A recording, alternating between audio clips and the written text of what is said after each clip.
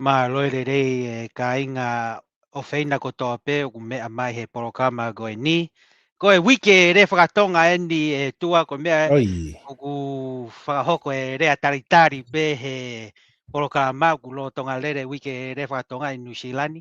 Pena o ngo i pe te o ki aiha rea tari e tau kau pou pou mo e kakai ko toa pe ku mea mai he tau porokama. Welcome everybody, but like I said, this is Tongan Language Week this week, and I just felt like needed to do like a welcoming greeting for Mm. everyone to welcome. But yeah, just maybe just a quick thought. Now it just sprung to my head that it is Tongan Language Week in New Zealand. What are your thoughts on that and here? But maybe before Io. you go into that, Fefe a tua mo si haafare i Nevada, Las Vegas. Si, malo masi ho whamanatu mai e wike rea whakatonga. Ko mea whakauri foki masi. Ko e taha e ngahi tuaki wha ai mai he tau kāinga. Kai pehe ko e tau kāinga tonga, kau tau te whito ke kau haa moa o nau pehe. Si, E tau kaunga api he Pasifiki, he? ko tau whanga toko ua mo tu whawhine ko me haa moa nau pehe. Si, ko ngō tama ko e nā, ko ngō prestiki tonga, Ko tonga prestiki pa pehe. Papehe si. Rea noa ia. Rea noa ia he meo pege mou ilo ki ai. Mo pehe mai. Si, alu, whenga ke au ki tonga. Ka ke tok tala noa ke historia. Whenga ke au ki Haamoa. Pa ke tok tala noa ke historia. O slava au, iyo. O slava ia. Ko foi mea e taha ke pehe ke alo ako ke rea whakatonga. Ka toki hao tala noa ke tau historia. O nau nofo foko whanongo ke he tau accent Amerika o nau pehe. Ko ongi tama ia ko e ni ko ongo prestik. Ko e sai e whainga maari e koe ni he wike rea whakatonga. Ke tau whakamahi noi. Ulahe ka kai nau tohi e Facebook ka. Ako ke mo rea whakatonga ka moto kia o tala noa ke tau historia. Ka tak whakamore more. Kai ke ngata pe he rea whakatonga masi. Mahal ka atanaki kau alo eke kau tama koe nā. Koe niu e whihana mo tuwhi i tonga, koe puaka e whihana mo whawhanga i tonga, koe niu e whihana ke wau mo e whei umu, tu o whiha mo e ha, mahala la heke whei umu. Na e whiha. Kai, malo. Koe mea pe u nau pehe o fusai e ta riri whaka Piritania. He nau ware pe nau tolu e nau whemaino aki he whaka Piritania ko nau pehe. O tui pe, ka pau fusai e ri whaka Piritania, tonu pe ki whehala ki lai pe ku kai ke ilo ke rea whakatonga. Tau koe o ku lava pe loa. Lava pe ia, ka te ai peha ki rea whakamiko masi, pa ke whakaosa ke rea whakaamoa, ko hinga ke ilo he tau kakai, kau whanongo, ka pok mo whi ai mea noa ia e tau mea, Iyo, lava pe al whakapalangi e tau polkalama. Ka pehe mai ke nau tau kaitako, mo talanoa whakamiko, te tau lava pe o talanoa whakamiko, pe ka pehe ke tau kolose tanoa whakahamoa, lava ko toa pe. Ka ai kau pehe ko, estamos bien agradecidos por la oportunidad hoy para tener este programa en el Polynesian Eyes Podcast. Como Mr. Aotearoa ha dicho que esta semana es la semana de la lengua de Tongana y ya ha empezado este programa en la lengua de nuestro padre que creció ahí en Tonga, y todos ellos que quieren hablar en tongano o español, sí, podemos. Y la última vamos a dar a Mr. Aotearoa para practicar en samoano. Entonces, Mr. Aotearoa, give us a little bit of a Samoan flavor before we get into our program. Yeah, whaftai mo le awa noa tua o te whiawhia tele e whaasoa atu le tala whaasolo pito a tātou tangata e le Pasifika. Ia, ma o le whai atu e tātou tangata, ia, o le vai aso ngangana whaatonga, o le mea lea o te tautala whaatonga, e tāria o tau e matamata mai e tātou polokalama le nei. Ia, o se taimi o te whiawhia ai e le tautala ngangana whaatonga, ma ngangana wha Samoa, ma e mawhai ona whesotai ma tangata. Ia, alofa tele ia te outou umalawa, ia, ma fa'alongo lelei e tusi ai ma le tala e tusi ai ma tatou tala fa'asolopito, tatou tagata, ia, faafetai. Malo, Masi. You know, that's it's a good little wrinkle to everybody. We get accused of, being plastic and not speaking, and we just say, you know what, and I leave it alone. I don't even respond to some of those. I just say, and what, not Yeah. knowing that we can more than facilitate in more than not one, not two, but three different languages as needed. And it doesn't, and that no, and that's the thing, Tua, it doesn't bother us, and we like what you said, we just move on because it's really a nothing thing. But since it was tongue and language week, it just sprung in the spring of the moment and just said, "Oh, we might as well just do it since Why not? Why Aotearoa, not? well, since Aotearoa provided the opportunity, why not?" But yeah, everybody, just welcome to this another live digital Gava session, and we've got exciting topics to talk about for this Yes. live digital Kava session. Let's go. Yes. And Tiffany, if you send us a gift, we'll shout it out. As long as it's appropriate, Tiffany. Don't come up with any crazy stuff. But hey, we got an interesting program. We're gonna talk about some origins of names, about birds. We're gonna talk about history. But before then, sometimes our biggest challenge. Oh Yahweh! Shout out to Tiffany Roberts, Silver Star Jewels. I don't know what that Okay. does for us. I'm sure it means something, Tiffany Roberts. But there you go. Thank you for the gift. Really appreciate it. Let's Um, go. so some of the most interesting opposition we get, and we get accused of we're only trying to correct oral history and stuff from Samoa, but we're equal opportunity. We also correct our own brothers and sisters in Tonga if needed. We talk to Mm, we react to the professors um, online and so forth, but we also have content creators who kind of give us some opposition. We're going to look at one. We've been given a couple videos from viewers saying, "Hey, we're pretty okay. sure he's talking about the Polynesianized podcast." The first video came, I was like, "Guys, We maybe give not." benefit. We give Right? benefit of the Yeah, doubt. we'll, Yes, we'll, we're we'll very benefit of the lenient. doubt. Then there's another video, and then it starts to be more specific. And I'm like, you know what? Maybe, just maybe, we could be wrong, but we're saying there's a good chance that this content creator is speaking about the Polynesianized podcast. So we thought we owe it to them and to the viewers and to those who sent it to react to that video, and it'll actually add on to the show. But Hmm. I'll kind of pull it up here and tee it up real quick. But before I do so, Mr. Atero, any thoughts before I bring up the No, first video no, for the reaction? no, exciting that we'll start off with this, and yeah, looking forward for the our discussion.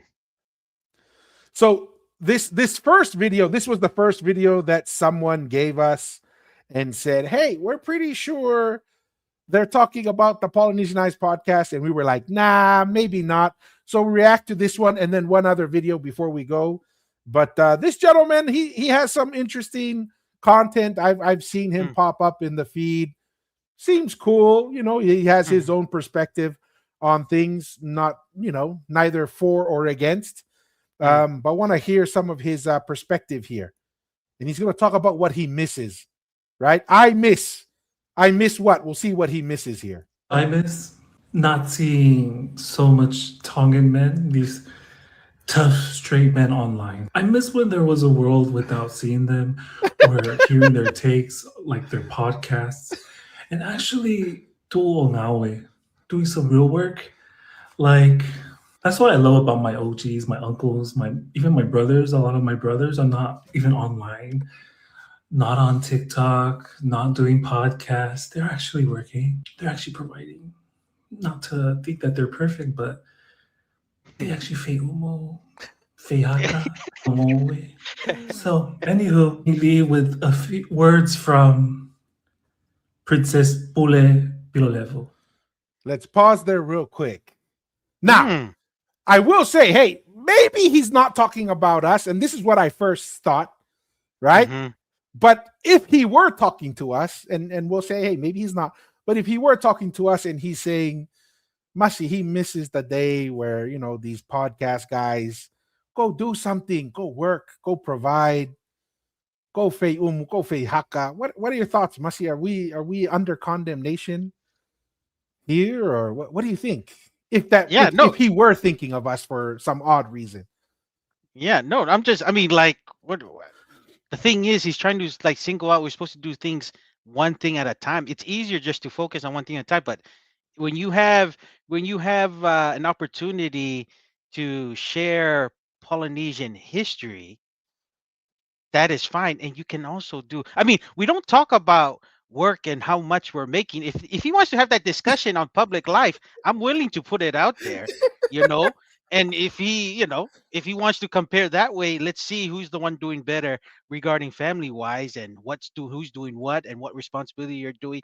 And this is the thing: Mm, there's responsibilities that you're doing at work, there's responsibilities you do with family, and there's responsibilities you do within your spiritual well-being at church. So, I try to do all three. I think he's just trying to say just the responsibility what you do for work. If that's what it is, then that's a very limited way and very narrow vision that you have. So, because he hasn't touched about you know the spiritual side, which I would say all Polynesians need to work on. So that's just my thoughts, quick thoughts there. That's just me. And like I said, I don't it's interesting take, but those are my thoughts. Well, I don't know if you had anything, Dua. yeah, my thoughts are, just like people accuse us of being plastic, just like people accuse us of not speaking the language, just like people accuse us of never being to Tonga or to Samoa or whatever the accusation is, I would say beware. I'm just gonna say beware. Like you said, Masi, like we don't dive into those things because we're Mm, trying to focus on stuff that we think are relevant to our history, to what we think would add some value to our listeners and our viewers. That's what we focus on, right? We won't go into it, but like, have I fei haka before? Yes. Have I fei too unu many, before? too many to count. Yes. Yes. Do I Too many. provide? Do I provide? Yes. Do I work? Yes. We'll keep it at that, right? Yeah. Like, do we do this because like, oh, we get paid lots of money? No, actually there are days where it's like, Mm, because there's a bigger mm, vision, there's a bigger purpose, and any good thing takes sacrifice, yeah. right? So No, and yeah, what kind of, yeah, go ahead, Masi. yeah. No. I was gonna say, Dua, that's why you encourage me to come on, because I do understand it is fun to when you have two people and Yes, absolutely. it's still like a lively thing, and that's what keeps me to come. Is like, oh, you know I don't want to do too many solos. I'll jump in. Malo. And when I say mo'ui, it's just more lively, and the interaction is a lot more fluid and fun with the No, when we have two absolutely. people It's on the like podcast. the more Yes, hands, the burden is lighter, it's more yes. enjoyable.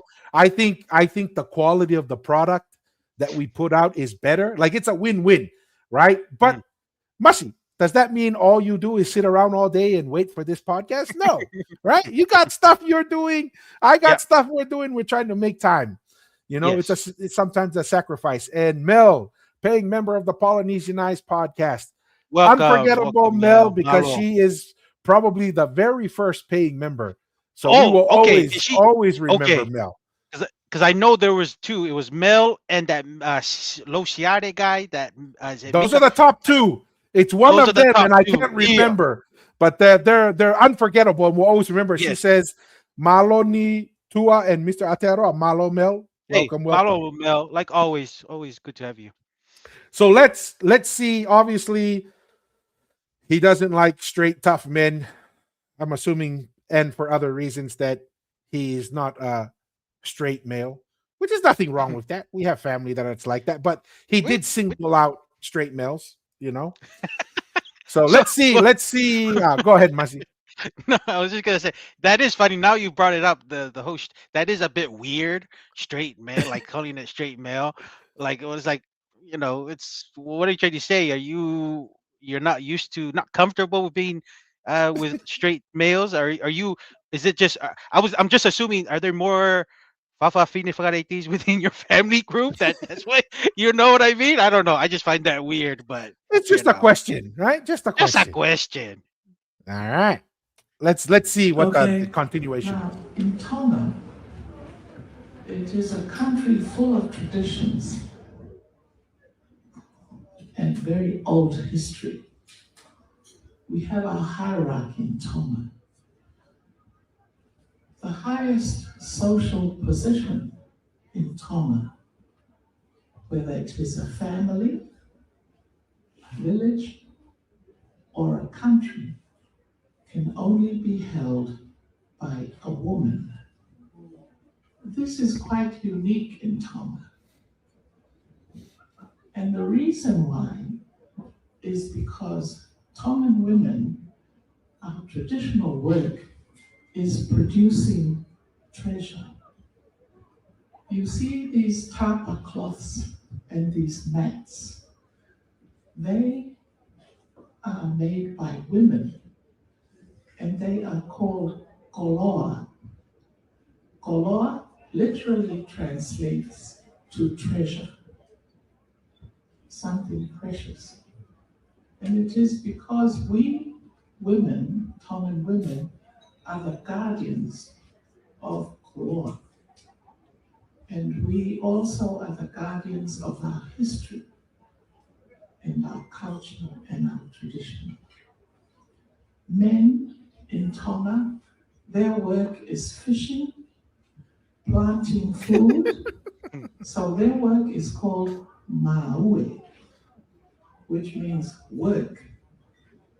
Now, one cannot survive without the other, so we need each other. You know what? Any thoughts, Mr. Atero? Yeah, tapu mo sa prinsesi pure salo te pirolevu tuita. Um, it was perfectly said. It is the women, the social position is the highest within the women. But we've already touched on this, Tua, where there's the political side and then there's the social side, and that's where the women's role with especially family affairs in that social aspect, they have a big play into the family affairs regarding political and family land. That's more of the male side, right? And those go hand in hand. And when they both, especially when you have the ulmotua, which is more of the oldest male line, that kind of in charge of organizing, kind of leading, directing, and the spokesperson on the male side, when they work hand in hand with the the fahu line, which is mostly the female side, and in family affairs, when those two hand in hand work together and step by step, man, it is you're in a good, your clan is doing really well as a family, and things flow very smooth regarding your family events of weddings, birthdays, funerals. So I have no issue, and that's absolutely correct. It's the social side that the women hold in high regard in Tongan society and Tongan custom. So that's just my thoughts there. That's accurate from my perspective. I don't know if you had anything else. Yeah, I mean, Tua? 100% agreed. The couple things I've kind of mentioned, kind of what you're saying. Polynesian culture and civilization is built around clans, Mm, right? And in many times, this is where I think a lot of the Europeans kind of lose. They aren't able to track the politics sometimes in Polynesia because many times the loyalty is not by geographic location, it's by clan and association with clan, right? I mean, on the last episode, we talked about Tupo the first letter, and how people in Samoa didn't associate with, oh, I'm Samoan, part of the Samoan nation. They said, no, Tupo the first, you're part of our clan. You have an obligation to us because we are family. And that is something that kind of really reinforces the clan relationships. But when you go outside of the clan, right, the political relationships, that leans a little bit more towards the males. So I think that's something that is kind of interesting there.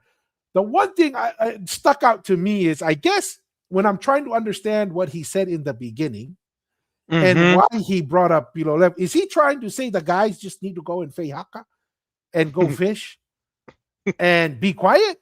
Especially the straight guys.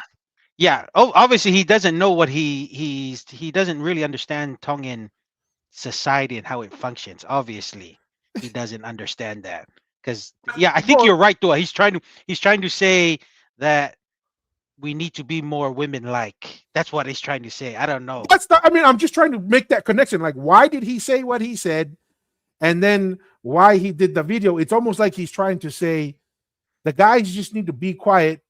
Alo tafwe haka, right? Alo fafwe umu, and let the women do the history and so forth. Which I understand what he's saying, and I think what that's leaning more to is family history. I think the women kind of like the family tree, the family history. But once you go into politics and the Different managing of an empire, that is not. It's very patriarchal when you go to the political side. This is why the Tuitonga heir had to be a Tongan male.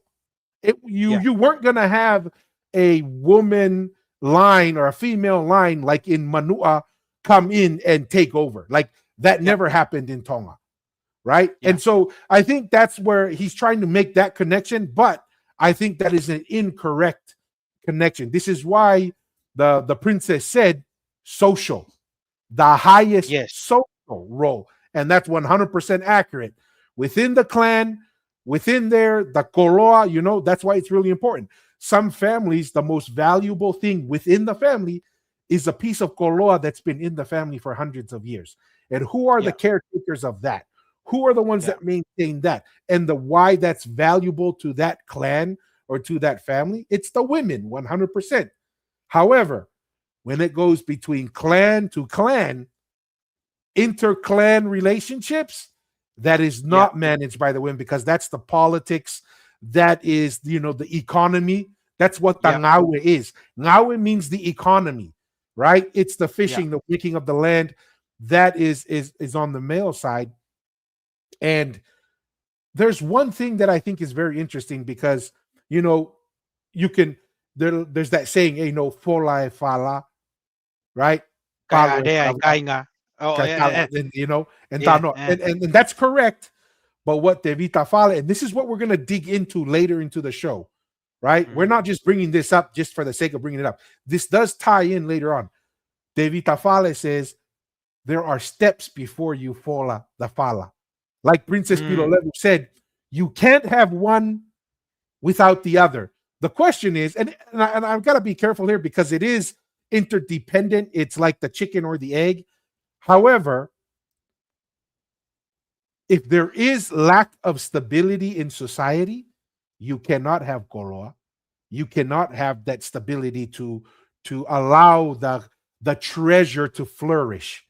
And the fundamental piece, and this is what we try to talk to a lot on the podcast, what is at the core? What's the most basic, the foundational piece of the Polynesian civilization?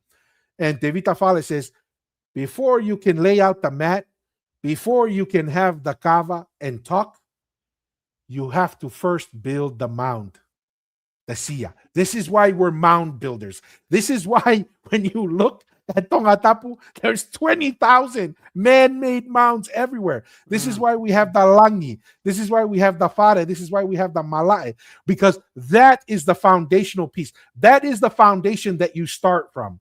And what does that require? It requires work. It requires sacrifice to build that. Then when you build it, the mound, then you build the fale, the structure. Once you have those Mm. two pieces in place, which is basically the foundation of a civilization, then you can lay out the fala, then you can have the kava, then you can talanoa and discuss those things.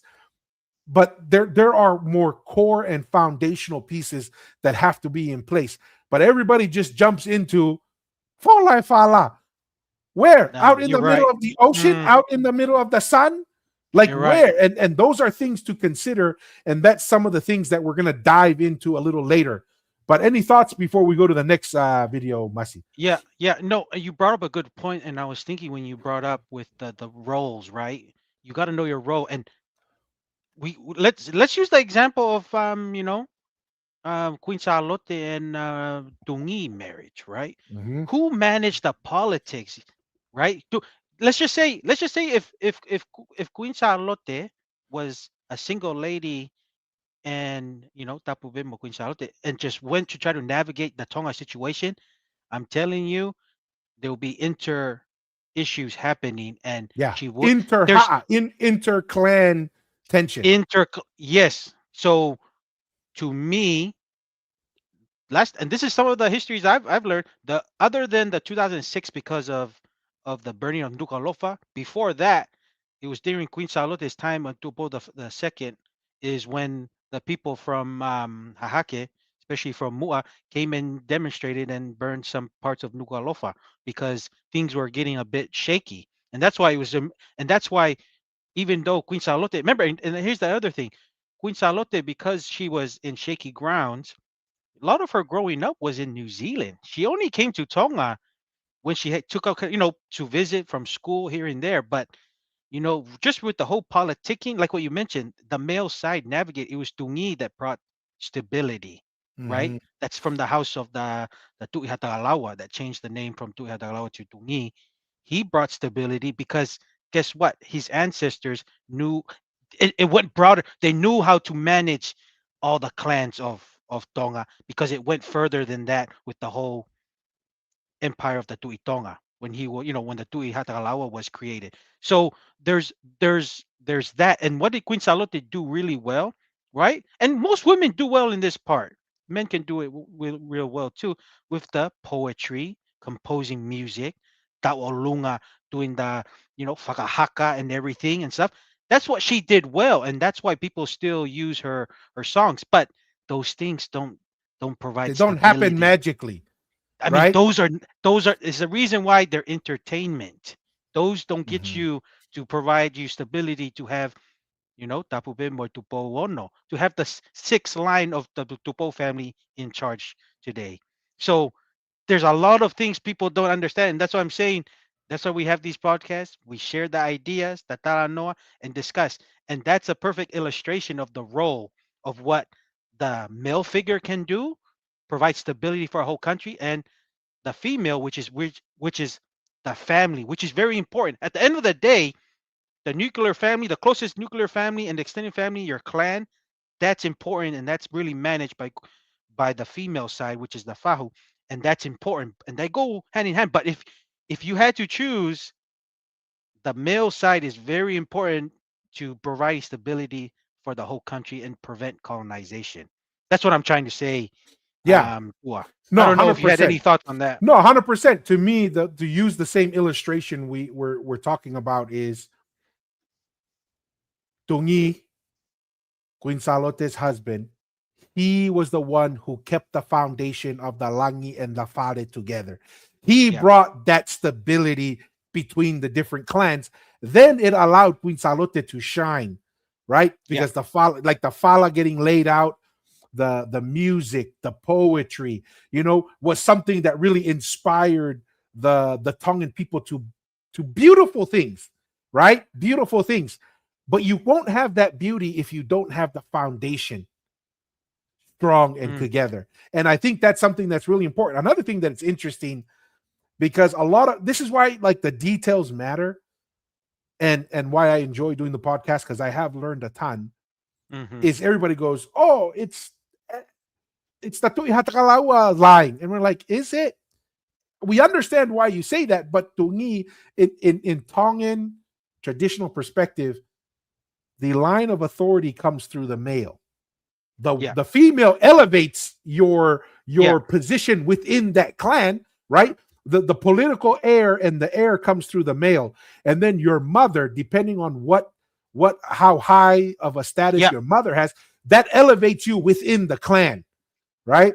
Yeah. And so, but at the end of the day, one could make a real argument. It's the Tuihatakalaua line that's leading Hmm. the country today. That's why it Based on was a based on yeah, Tongan traditions, because that's what the Nui correct, Tonga and the Tui Hatagalawa, then the are Tui based off. Kaupolu based off father to son. Yes. Yeah. So I think that's something that's really important, and it's funny how, like you mentioned, Masi, I didn't know until the podcast that there were riots in the Hmm. early 1900s for the exact same reason, right? Yeah. Because everybody is looking around. We were able to have Tupou the first for like 90 something years. That was a miracle because he Yeah. provided stability throughout that time. Tupou the second, a lot of people give Tupou the second a lot of heartburn. They say he wasn't as good of a leader. I used to think that because that's what I heard in Tonga. But the more I read into some of the books, the financial problems of the Yeah. country were already kind of there before Tupou the second, and he was just doing his best to keep Tonga stable. Um, Yeah.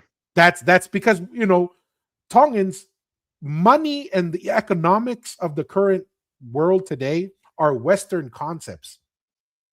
Our Yeah. ancestors didn't quite fully understand, and even to today, we are still trying to manage how to Still new. We're understand. still new to the game. Yes, Yes. and as we try to get better at managing the currency and the economic system, we're starting to see a lot of our people are starting to progress significantly in that arena. But in the early 1900s, late 1800s, it was a very foreign concept for our Yeah. ancestors to kind of figure out and navigate. So we got this video. We ignored it because some of the viewers are like, "Hey, we're pretty sure they're Hmm. talking about Polynesianized podcast." We said, nah, whatever." And then another one came that we're like, you know what? Maybe our Polynesianized viewers are on to something. Just It's the just annoying. it's just maybe. So let's watch this next video here real quick. Hmm. And as you can see, it starts with it's the annoying. It's the annoying. So we'll go to that. Oh, it looks like I lost Mr. Atearoa. Let me bring you back. There we go. It starts with it's the annoying, and then we'll go from there.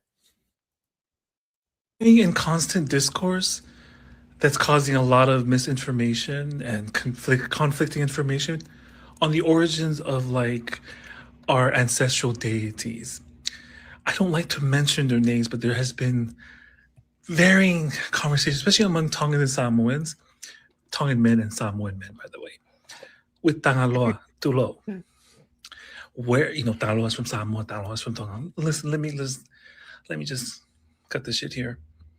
Our ancestors didn't believe in these borders before the Palangi people came, okay? The chiefly lineages moved in a different way. And guess what? Where Tangaloa came from? It's not literal from the heavens from Langi. Where is Langi? Manua. Manua. I said it. Manua. Okay? From the Tangaloa clan. A powerful chiefly ali'i. Okay?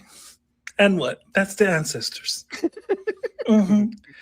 And let me go on a serious note with what we should be talking about. What's happening in Manua, in Samoa Sasae, which was like a sacred center and epitome of the cultural hub among our Polynesian ancestors. Deep sea mining. Let's talk about that. That is what we need to talk about. 31 million acres and more is going to be auctioned off in November. These are sacred waters of our ancestral deities. Come on now. Come on now. Okay, bye. It's the annoying. Bye, sir. Bye, sir. Thank you very much. Mr. Atearoa. So annoying. You're so Um. annoying. Yeah. No. It's funny. It's funny. This Uso. This Uso here. Um. I think one thing he got correct was, there was no borders, right? There was no borders Yes. back in those days. That's correct. And I don't know why he thinks it's misinformation discussion. That's what people say when they don't want to have a discussion. When you have weak arguments, that's just me. Like, Mm, to me, as Polynesians, you should be having talanoa. You don't just use talanoa because it sounds good and there's no opposition. You have talanoa even when there's opposition, and you don't yeah. just use certain words to say it's misinformation. I mean, that's just me. And we have that discussion.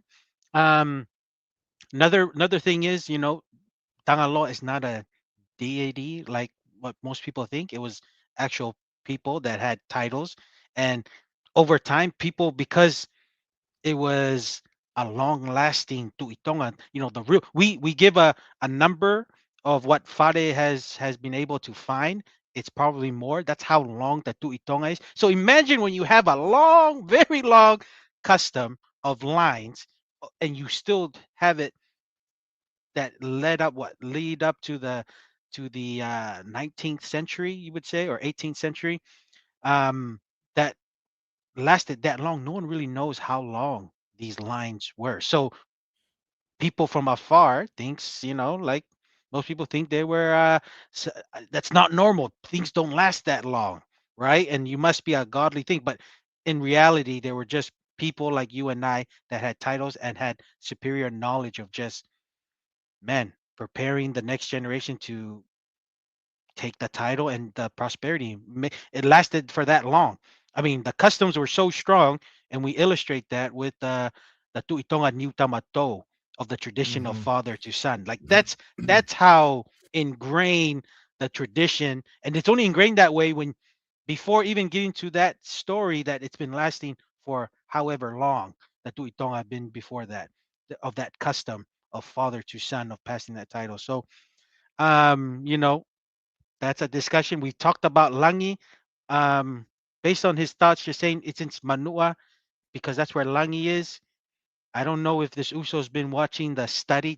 We've only just touched the studies that the Tui Manua is 500 years old. That's very, very young title. So it can't Langi cannot be that. The Tui Manua being in Manua because it's it doesn't go it's not longer than the Tuitonga line. So Mm. Langi is actually a place. Langi is not somewhere no one does somebody live in the sky or in the peaks of the mountain. There's a reason why people don't live there, right? Langi is an actual platform that you can build and have your own civilization built around. So that's where the Langi is, and Langi is in Tongatapu. Um, so those are our that's a stronger argument there. So I think this Uso doesn't really is not from what I've heard, it's not as in depth for his reasons. Hey, and I believe have we tried to invite this Uso Tua? I think if he came, maybe he can expand a little bit more on I trying think to. I think I think I don't think directly. I'm trying to find our comment. It'd be great. Okay, Let's put it there. Here's a verbal invitation. Maybe we'll send him a DM and yeah, say, "Hey, come and join us." But he's a or our toko. viewers, yeah. Oh, he's a Yeah. Toko. Okay, I didn't Yeah, know that. Batonga. He talks a lot about Tongan history and Okay, stuff from what I can okay. see. So See, he's see, this is why the Samoans are super excited about what he's saying, okay. Hey, right? it's Uso Toko. What? It's the same Same thing. It's okay. thing. Same Same thing. thing. Same thing. We're one nation. Same thing. But here's the funny thing. I mean, we're gonna get into it. I don't know many Whakareitis that know that much Tongan history in Tonga. Let's get it. Ah, Whakareitis, what I know with the Fafafines and Whakareitis, what they're good in Tonga? They're good at decorating events, helping our women to move the koloa because they got that extra muscle for the weddings and doing the setting up. That's what they're good at doing and helping the ladies, and that's always good.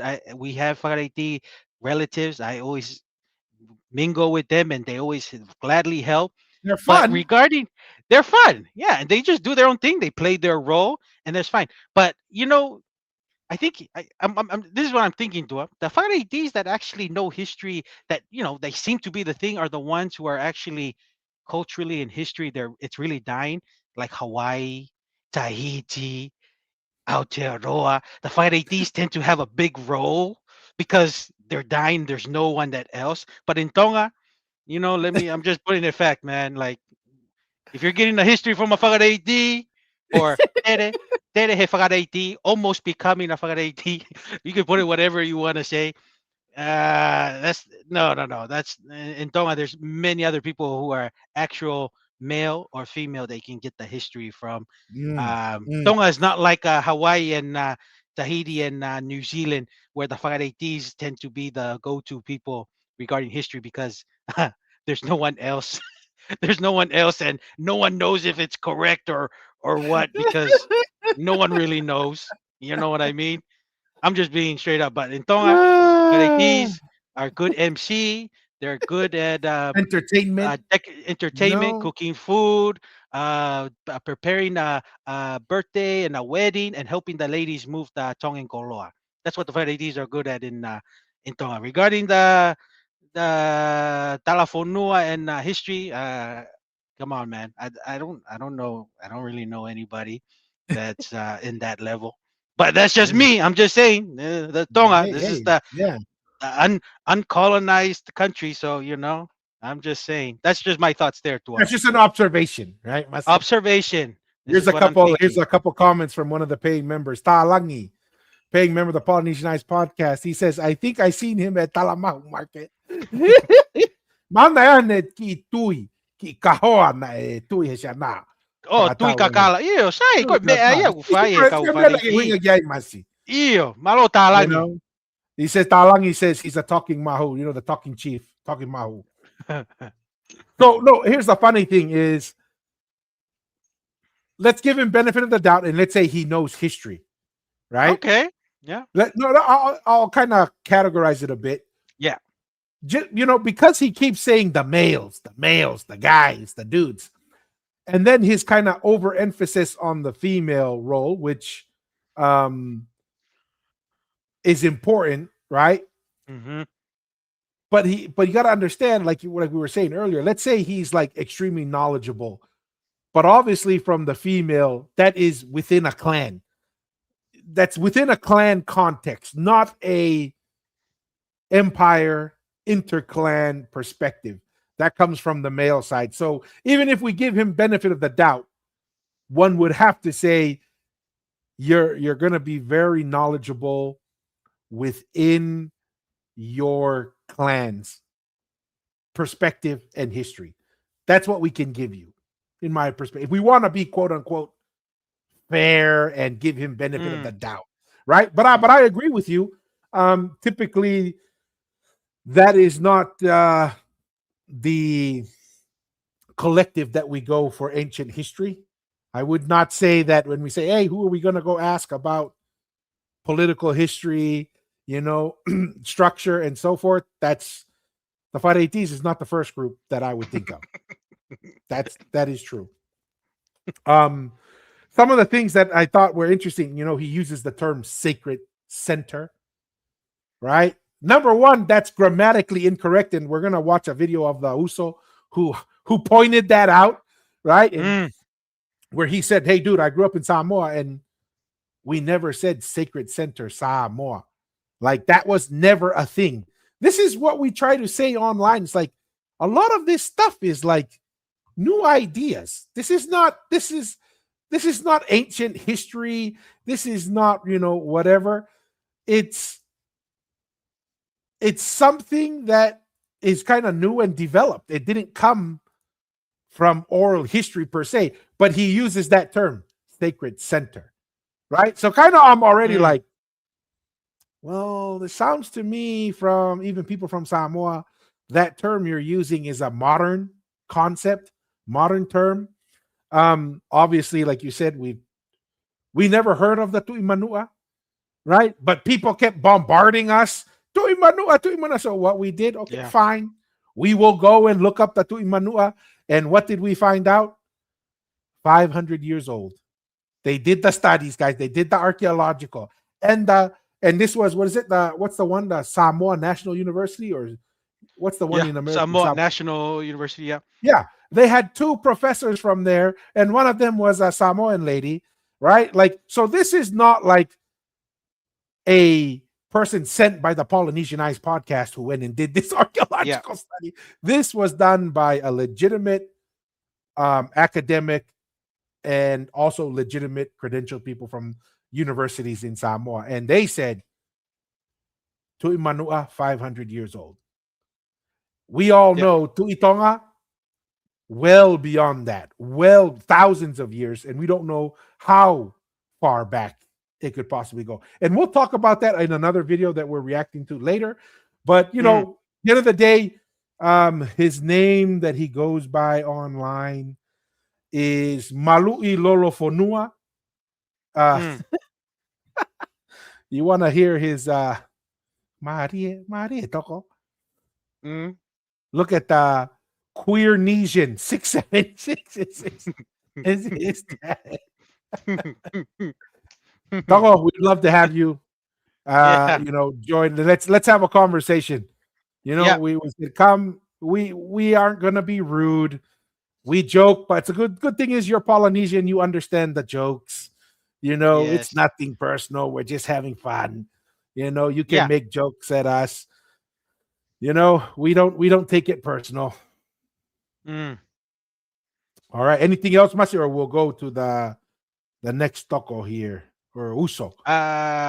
Nope, nope. I mean, like you said, I think, well, if we indirectly had him on, that's fine enough. But I'm sure our viewers will let this gentleman know that he's Oh yeah. invited, because our viewers are awesome. That way, that's why I always give them props to our viewers.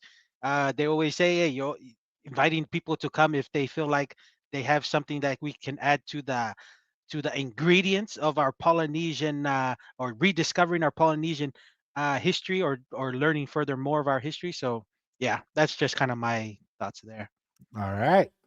Let's bring up the uso here. So we've already played this video. This is the one where he talks about Samoa Yes. as sacred center doesn't exist. This was his follow up, and we called it.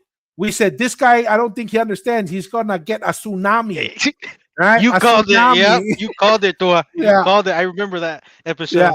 So let's see. Let's see what he says. Hey guys, since I got a lot of hate from my video saying that Samoa doesn't mean Caro sacred Fai center, Uso. and quite a few Caro people in Fai. the comments very offended, saying that I don't even speak Samoan. I'm from America. I don't. Remember, Mussy? That's the same. It looks like they're not even creative with their accusations. At least come up with new Uh, ones. The same accusations they gave us of you don't even speak Tongan. You never been to Tonga. You never been to Samoa. It looks like it's just copy and paste. No creativity, mm, right? No mm. creativity in the accusations. Yeah. No, it's Yeah, it's it's like what you said, to it's almost like a mirror of what happened to us is what happened to this guy. The same accusation, like you mentioned. It's like a mirror that's just like deja vu, man. So funny. that's how we knew. We knew this was going to happen. We knew it. know anything about Samoa. But I also had a lot of people in my DMs asking if Samoa doesn't mean sacred center, what does it mean? Where did the name Samoa come from? Right, so here we are. I'm going to tell you two stories, two versions that I was told in school, right, as a kid growing up in Samoa. This very first version is what I know the majority of Polo and Hawaii believe to be the origin of the name Samoa.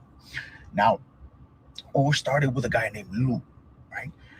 In Samoa, we know this guy as Lu Fasietu, right?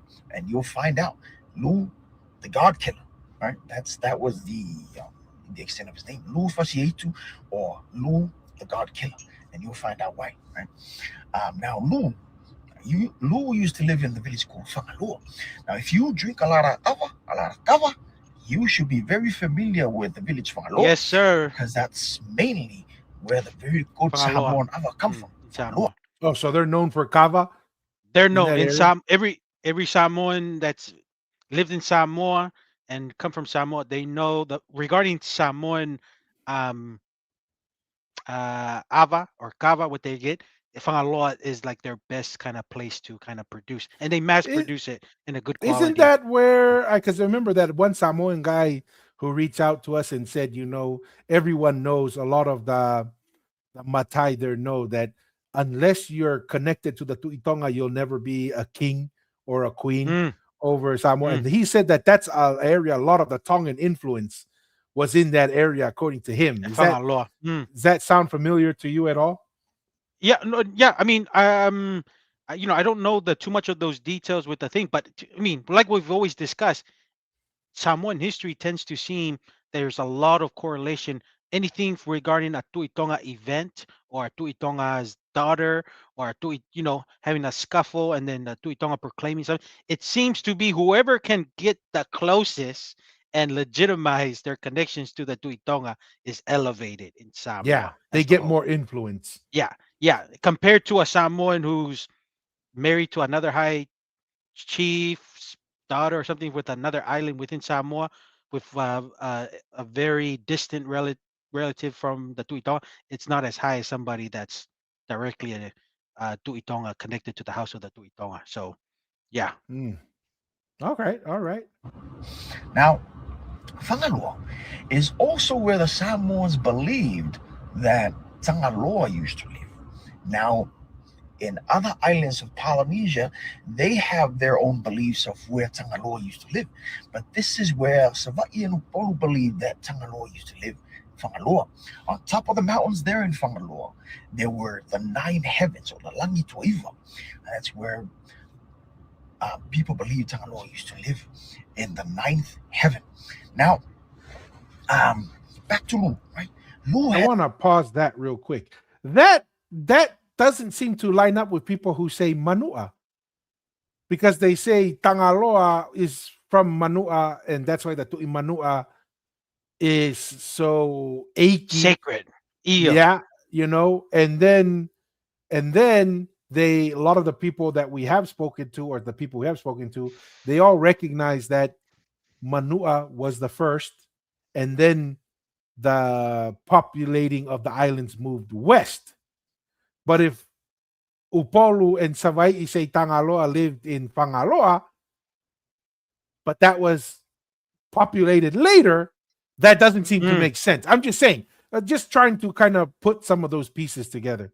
Yeah. No, and just to add on to we've kind of shared that thought, like the archaeology study that was done in Manua, it didn't seem right. We probably I don't know about you, but my personal opinion, maybe Tui Tonga, I mean, the Tui Manua is a bit further than 500, but just from based on those studies, that it's 500, so we just kind of go from there. Because if that is accurate, then definitely Upolu and Sabai with some of their archaeological work is Would much be with older. some of their much older. So I think that's something with people, the current people who are fascinated with Samoan history and in details, just regarding that, to break that down, probably need to further provide more concrete explanation of exactly those high titles like Tuimanua, the Tuya Ana, Tuya Tua. Just try to further solidify exactly what's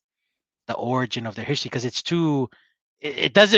not matching with some of the scientific Data. details that are Yeah. data that's coming out of there. So yeah, that's just my thoughts Yeah. there. No, 100%. some chickens. Everybody in the village knew that Lou is very, very fond of his chickens, right? You don't touch Lou's chickens, you don't kill Lou's chickens, you don't look at Lou's chickens. But Mhm. one day, the Tangaloa family came down from the heavens to go fishing. Now, in some versions, they just came down to swim. But in the versions that I was told, they came down to go fishing. Now, when they came back from their fishing, Lou wasn't home, right? But they came back and they put their fish down while they sort their equipment, put their canoe away. Lou's chickens came and started picking at the fish that was on the ground. And this really angered Tangaloa's family. So what did they do? They killed Lou's chickens. When Lou came back, all he saw was dead chickens all over the place. And the village knew Lou was upset. So they came to Lou and said, "Hey, it wasn't us. It was Tangaloa's family. Tangaloa's family killed the chickens. And Lou lost it. Lou freaking lost it. This man went on a rampage. He killed every Tangaloa related kin that he could find on the way up to the ninth heaven because he wanted to take this matter all the way to Tangaloa. All he heard was Tangaloa, and that was it. Like, okay, I'm going to go to Tangaloa because he killed my chicken. Now, he killed everybody from the first heavens all the way up to the seventh heaven. Tangaloa saw this, and Tangaloa got scared. Like, this man wasn't going to stop for nobody. He was going to kill every god until he killed Tangaloa. So Tangaloa, in some versions, Tangaloa stripped his daughter. Her name was Lemoa. He stripped her of her clothes and threw her down to the eighth heaven. That's some versions. In some versions, Tangaloa asked his daughter to go plead with Lu. Go plead with Lu to save us, to spare us. So that's what she did. She went down there, but instead of talking to Lu, she went down to the eighth heaven, took off all her clothes, and she just laid across the road. Before Lu got to the eighth heaven, the first thing he saw was Lemoa laying across the road naked. And that's where the Samoan proverb comes from. Ua whaalava Lemoa, I le whai wau whaleupu. You'll see that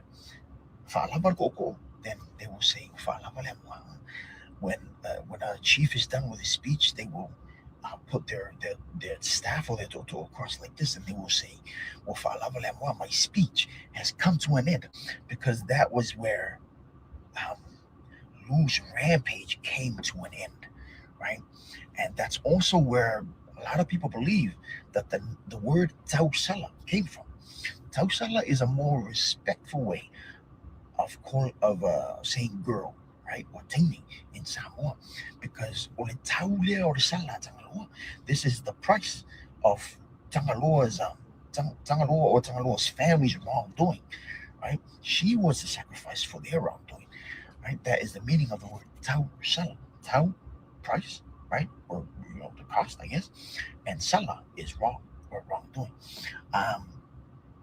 Now when Lu saw this, his heart was softened, and he was like, you know what? Cool, I'm done. So he went back down. When he left, Tangaloa declared to all the nine heavens, hey, anybody that goes down there, Lu's chickens are off limits, right?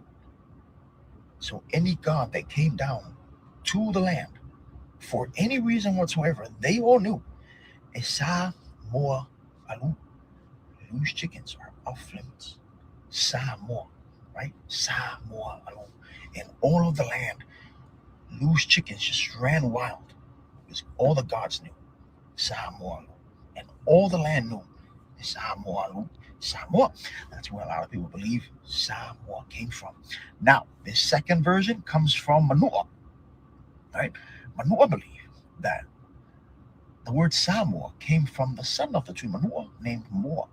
People believe that Moa is where all of Samoa came from. The son of the tree Manua, is where everybody in Samoa came from.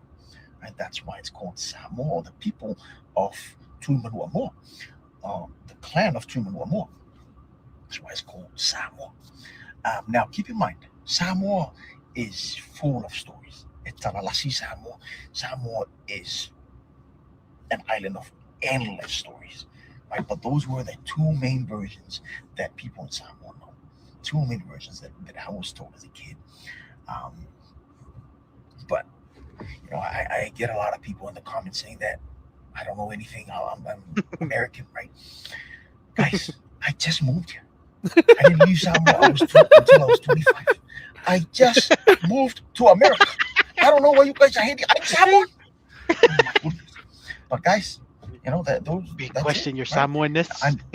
I never heard Plastic, of my teachers, plastic. my elders, nobody say that Samoa literally translates to sacred center. That's not to say that they didn't teach Samoa was the center of the Pacific or Samoa was the heart of Polynesia, because as a kid growing up in Samoa, you will hear that repeatedly. Samoa is the center of the Pacific. Samoa is the cradle of Polynesia. Samoa is the heart of Polynesia, right? But I had never heard anybody say that the name Samoa, literally translates to sacred center. I think that's a more modern take, right? If you want to stick to it, if you want to believe it, hey, you do you, bro. No hate, nothing from me. Right? I'm just saying, yeah, oh my God, you might want to do a little more research. But hey, if you want to stick with it, cool, bro. No hate. We're all one. You know what I mean? But yeah, you guys have a good day. All right, Malo Uso. Malo. Yeah. I'm No tired quick of these thoughts. straight males putting up stuff on social media, but No quick thoughts. No, I enjoyed hearing those stories. I think that first version in Upolu is the one I've heard the most in when during my time in Samoa with the nine heavens and Lu not being happy and all of that. Provide certain details which was pretty interesting with the Tausala. That is a correct way of saying of a girl is a tausala. And him breaking up of where that word comes the from that compound story word too. of that. Yeah, Yeah, so I didn't, learn a little bit. See, that makes more sense than try to say Samoa is sacred center, like he's saying. Like he's trying to say it's more of a modern take. He's trying to say in a nice way. It's a modern take. Trying to say is you can just lie and stick with it. what he's Because that's trying the to modern say take. is Samoa as the sacred center is the equivalent of Langi, Mama, and Pulotu. Is metaphorically Yeah. Yeah. So, you know, um, that's the version I've heard too, and I enjoyed his breakdown. I'm not too familiar with the other story of Samuel with the Manua. So him breaking it down with the son of the Tui Manua being called Moa, and Moa probably populating the rest of other islands in the Samoa archipelago. So, um, yeah, very interesting to me. That's we can that's much more accurate because we were just trying to say with some of the people trying to say it's Samoa literally means sacred center is like that doesn't doesn't make make sense. sense. it's That it's a doesn't make clan. sense. It makes sense with the story he's sharing. It's a clan of family that's created of it's Samoa with the chickens, so like you said, and we all know with the chickens being very important with the astronomical knowledge in navigating the ocean. So those stories are a lot more, you can understand why they've created, but you can't understand is like Samoa saying means translates to sacred center. So that's incorrect. So hey, I enjoyed his video there, but those are my thoughts there, Tua. Yeah, I think that the couple things that I want to highlight, kind of use as a segue to the next video, is what's consistent. And this is what we try to do when we listen to oral history, right? We try to see what's the common thread, right? And Jake Fitzemanu says he kind of takes the same approach because, like this Toko said, um, there's lots of stories, right? There's many, many stories. You try to find what's the consistent part that each Mm, story, and you said maybe that has more truth to it than anything else. And the mm, consistent thing between the stories is chicken, right? Or some yes. kind of bird type of kind of character within the two stories. So obviously that's something that's important. In some of the oral history heard in Tonga is that's why we call Samoa Ha'amoa, is because there was a navigating family that was sent and they used the rooster as one of their tools for Mm, navigating. How exactly, or the bird or the rooster, it was a tool that one of the tools that we're using. That's why they're called Ha'amoa. And obviously it's the chicken in the two stories that this gentleman says in Samoa. The bird or the chicken plays an important role. mm, uh, What that it seems to be tied to the Tu'imanua. It seems to be tied to this gentleman Lu. I think someone was telling us that, can't remember where I heard it, that Lu is like the son of the first mm, Ha'amoa, the first Moa clan people that went to Samoa, and there was a son named Lu. So there's some overlap with some of the Tongan oral history there, which to me makes it more believable. It's like, well, it seems like these two versions have a lot more in common with the Tongan one than this sacred center, which seems like a new one that even people who grew up in Samoa have no idea about. So that to me is what's interesting, is the bird, the chicken. And that is where I think, this next part is very interesting, because we're going to go into a story, kind of two documentaries about a bird slash chicken, right? That has something to do with telling the tides and weather and time, which is kind of tied to navigation and to the Tuitonga, and when Fiji, one of the earliest settlements in Fiji. So this is not something that is uniquely spoke of in Tonga and in Samoa, but it seems like even in Fiji, there's this correlation between the bird slash rooster with the Tuitonga, with navigation, and with moving. So this next part, I think, is kind of interesting, that we're going to watch and go through. But any thoughts on that before we go to the next videos, Masi? No, you're absolutely right. When his stories correlate with other oral histories, and you picking up with the animal or the chicken moa, the bird moa. So that's what you said, and those are the stuff we can pick at all the oral history and try to, like what you said, pick some commonalities, because these narratives there's so many narratives, but we can only pick the ones that match with other islands and try to put the pieces of the puzzle together to try to understand the history. So, no, you're absolutely right. All right, let's bring this one up here real quick. So these are Fijian. Okay, Fijian narrative now, eh? The Fijian narrative. Now, just so we're not like Roots of Polynesia, where we're going to take 50 different videos, chop them up, and use some AI voiceover, right? This is going to be we got faces. Fijian. We got faces and real people. We're Yes, not putting yes. a robotic different pieces from different land metal scraps around to try to explain the history. And we'll apologize when this comes out on the kind of the audio version podcast, because this is going to be in Fijian. We're not going to read the subtitles, but we'll talk about it after, so that those who are listening on the audio versions only on other platforms, but for those who are watching, you'll just read through the subtitles with us.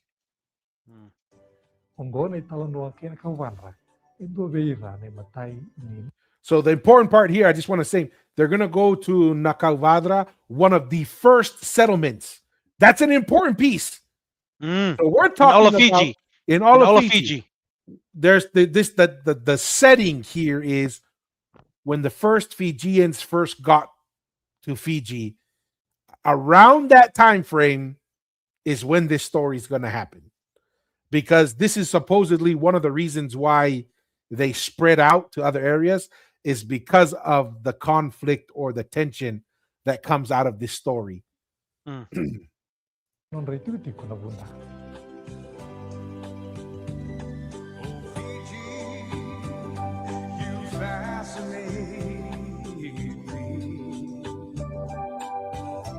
Beautiful. Nice. En dami toka na tulo na tulus na kulkarua na beya to ni ano eviti. En dia ni wasa Pasifika. Toka ni rauta e tulo na donan rau na kilomita. May na toka la uboli ku ki Serene e Australia. Kina 5 na kilomita may na dia bay ra ki Honolulu e Hawaii. E rau yano lele dondo may beya na tulo na rau tulus na kulkarua na beya to yano ngo. Ko biti lebu ke bano lebu. Karo baka sinaita e rau te walu sa kalima na pasyente ni Banua e Kubuta. E bunga be ira na be yato ni nongo e rambuli baka matau na be ulu ni Banua dedere ka baka tawa me baka nakiana e dedere ndondua ko toma nibi e sanga ni pakwai na be yato ni nongo e na itukuni makawa baka Banua ndautu me baleta na Banua so this is about the genesis of Fiji. Na bo ni be yasai bro endona itukutuku makawa kiviti e kaya ni sa liu tau manta mai kiviti na wanga na rongo boka kanon rawanga mai na ebusa malea etukuni ni ravondo mai kina na ni mamingasi eratu mai tur kestan Asia Karena rai liu mai korawaka kama yadana kina ibiti korawaka ni bunga yali endua tale na kena iwase yang ga mai So bondo they say they Afrika come from ena Africa. kena korole erua Egypt. Interesting. fe ke idepi ko irto na bondo mai Afrika ko tura na tamanra ko lutu na sombo ke kumbu na banua na lubiana ka toka ngai ni Asia na ituku batanga waya etukuna ni kerua ni wanga ya to mikibiti ya dana na kaunitoni era bondo mai kina na neme ngasi Should I pause it right there, Tua? ke bunda So you're saying that what's from Egypt, saying where it kind of came from, and then what was that Asia stuff they had on the top? You saying they also someone stayed back in Asia or something, or Kind of who like were the they? Southeast Asia area that some of the people stayed there. Okay, And then then they kept others kept going down. So this almost kind of fits with the Lapita / coming down through Southeast Asia and coming down okay, kind of scenario. okay, gotcha. That's all. Ongoni wote na nandra ava kai tiko ena ruo na koro butu ni au HPita ena ngono koya kuma mi fe ke depi ena ngono ngori liusara tiko ko HPita ena kila ka na baga didiki na tarai tiko kena buli taka erto wa bondo mai ke ko lutu na somba koratu waidala kena lubena mai HPita kondengi se ko ena ilako ni ikrua ni wangongo ena baga muria ena italano dendai nia humai kina na kena mai tawa na be ulu ni bonua pona kaupana ira sa sivita mai na yatu Papua sa liwai bira endo na tangi kaukawa sa foto endo na bonua mamata sa lewana daw ni soko sa dabu na wanga sa iko ya sa soba kina ewai na ikato ibola batu kainaki sa tiko ya nakato ibola koya na itukutuku ni nonda kawa na nonda kalo So the origin of their god and their religion lost at sea.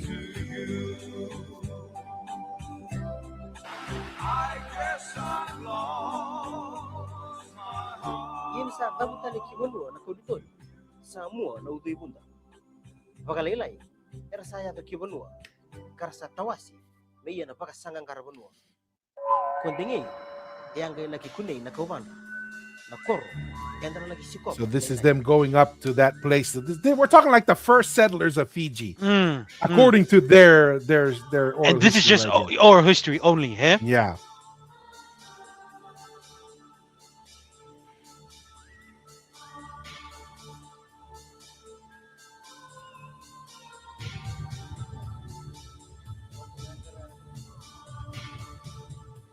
Some pretty big mountains. Dito ka kuna kauban dikito tegu kamba zake ni ena pe mama ni lima na kaloko ena mataka lelai e umbia baka mata uto kana o e baka ta kile ni bitala no buli e maro roi koto ena kuno tambongo kona kauban ra era sando baka tatarutu beira na do bole tukutu so endo na buna nyongo endo beira na mata ni no koro na bunda. See the Fijian Genesis in that area. There's been no studies or anything, scientific studies. Not that I know of. Okay. That'll be interesting if they did something.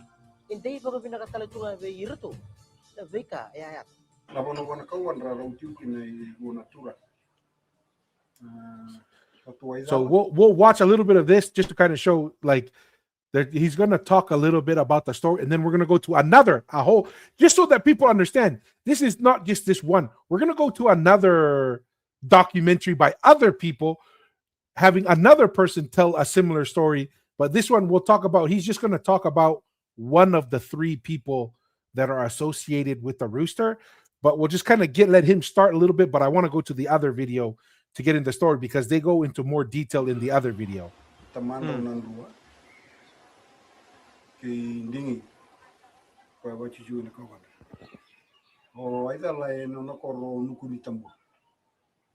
Waidala vana luvena tiranga moli kire kam sambari likatul luvena o kalin moli likawani luvena o paul tubuti kuna bulai na bunua vana kawan tamanda inundra gitu waturana na gasailiu la viti mani i runa me la kana naval tagi bunua ito. Lay gitu sara lay unding tagi bitin do na wan lay balta kana nonda bonu ito. Namun ngo na lugan na tuini buli. O rati langa na. Baru menangon na sa manila ko ito nga. May meeting ito sa maninganga mo ito. Gamitong ko ya. See? Mm. He won a rooster. Mm. Obviously, it's important. Yes. So here Yeah. they say it's a rooster. The other one, I think they said it's kind of like a rooster, but we didn't know what it was. But Yeah. it's, first off, he says Tonga, Go to Tonga. right? So Mm. that's very interesting. I'm trying to see. I think he does mention Tuitonga. We'll listen a little bit more, then we'll go to the other one. But just think of that. From the very early arrival of Fijians, they're saying people were already in Tonga at that point. Yeah. Yeah. You know what's so funny to us? See, I was thinking like I'm thinking like the root, right, of Polynesia. Obviously, Ha'amoa was there. Now I'm just like, because I was thinking Fiji was this place they already had people there. It was because the the Udi Udi, the Melanesian people or whatever they were there, and but now it makes me feel like from the genesis of Fiji and the early parts of Tonga's history, Fiji is part of been looks like it was always kind of part of the root, and then maybe other people kind of that Fiji maybe came later. I don't know. It's just it's opened my mind that Fiji is a lot closer, in my opinion, than what I thought. Because I was thinking Fiji relationship was a little bit much later, but it looks like Ha'amoa and Fiji are in the same boat with its relationship with Tonga. Just from this early history of how Fiji kind of became to be. That's just my Yeah. thoughts there. No, and remember, Mussy, we watched that other documentary. It's a lot more recent, maybe in the early 2000s, where we were just thinking, oh, it was just a Lao group, and then maybe Yeah. that one the Tui Savura or Tui whatever fort. But then we Yeah. watched that one documentary, and they're like, oh no, the Tongans went all the way up Up the into the river. river, all the way north, and then go Yeah. east. And then we see pictures of Takombau. Takombau, Yeah. he has a lot of Polynesian features. Yeah. And then you wonder why he felt very comfortable talking to Tupo the First, right? And getting Tupo the First's allegiance and stuff.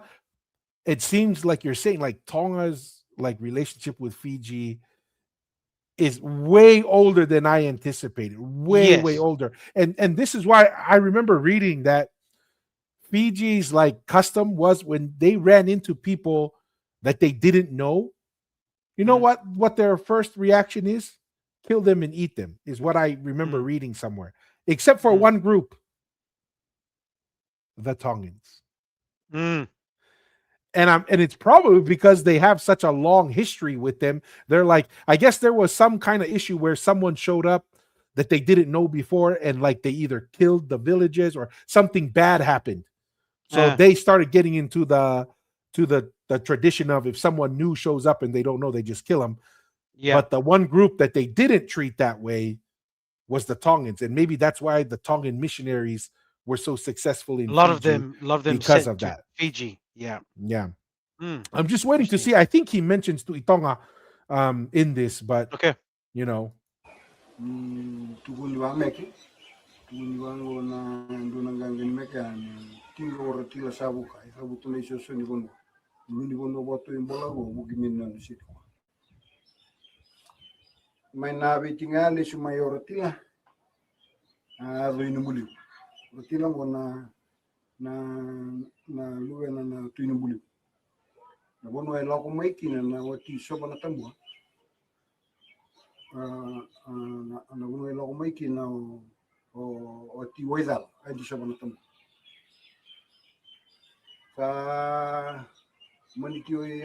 So he doesn't mention the Tuitonga, he just mentions Tonga. We're now going to go to this other one, but the important thing is the rooster.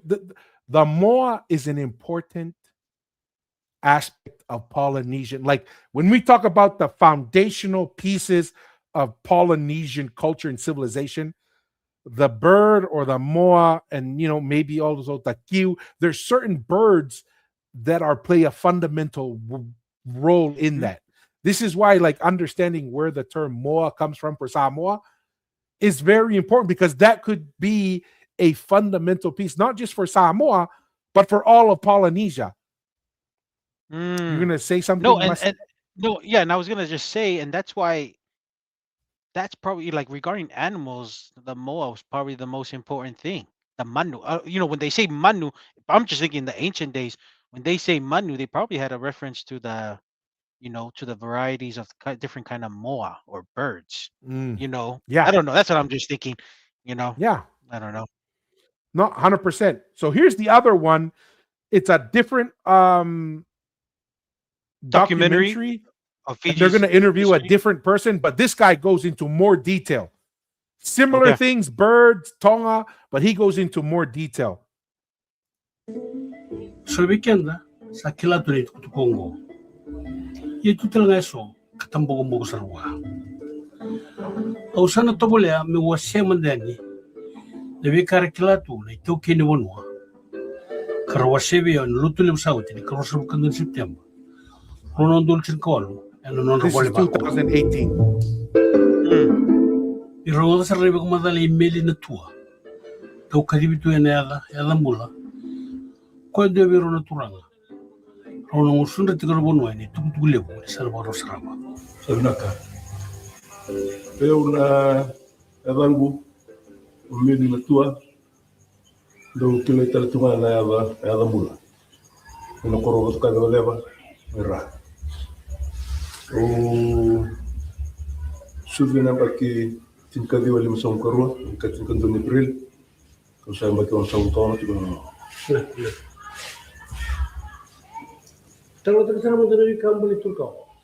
So Turukarwa, I think, is the name of the bird, if I remember correctly.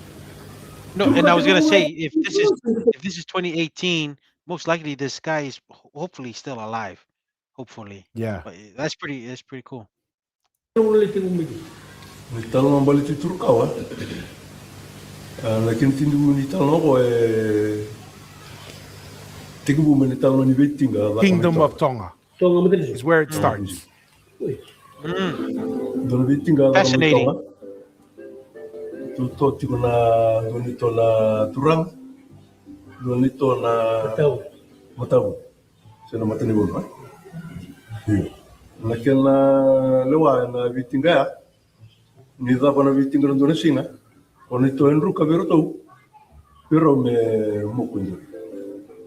So both say it's a dart game in Tonga with the birds. You see how there's the consistency, right? The other one is, he just won the darts. This one says in Tonga they were having a competition between chiefs and did they say like commoners or whatever, or foreigners, and if whoever lost, they had to kill one of the guys on their team.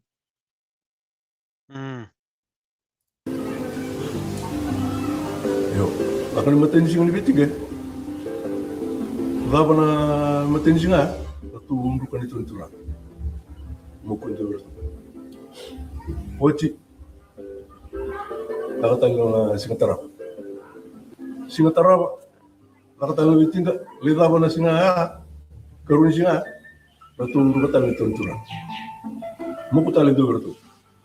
Chiefs weren't doing good. They were dying.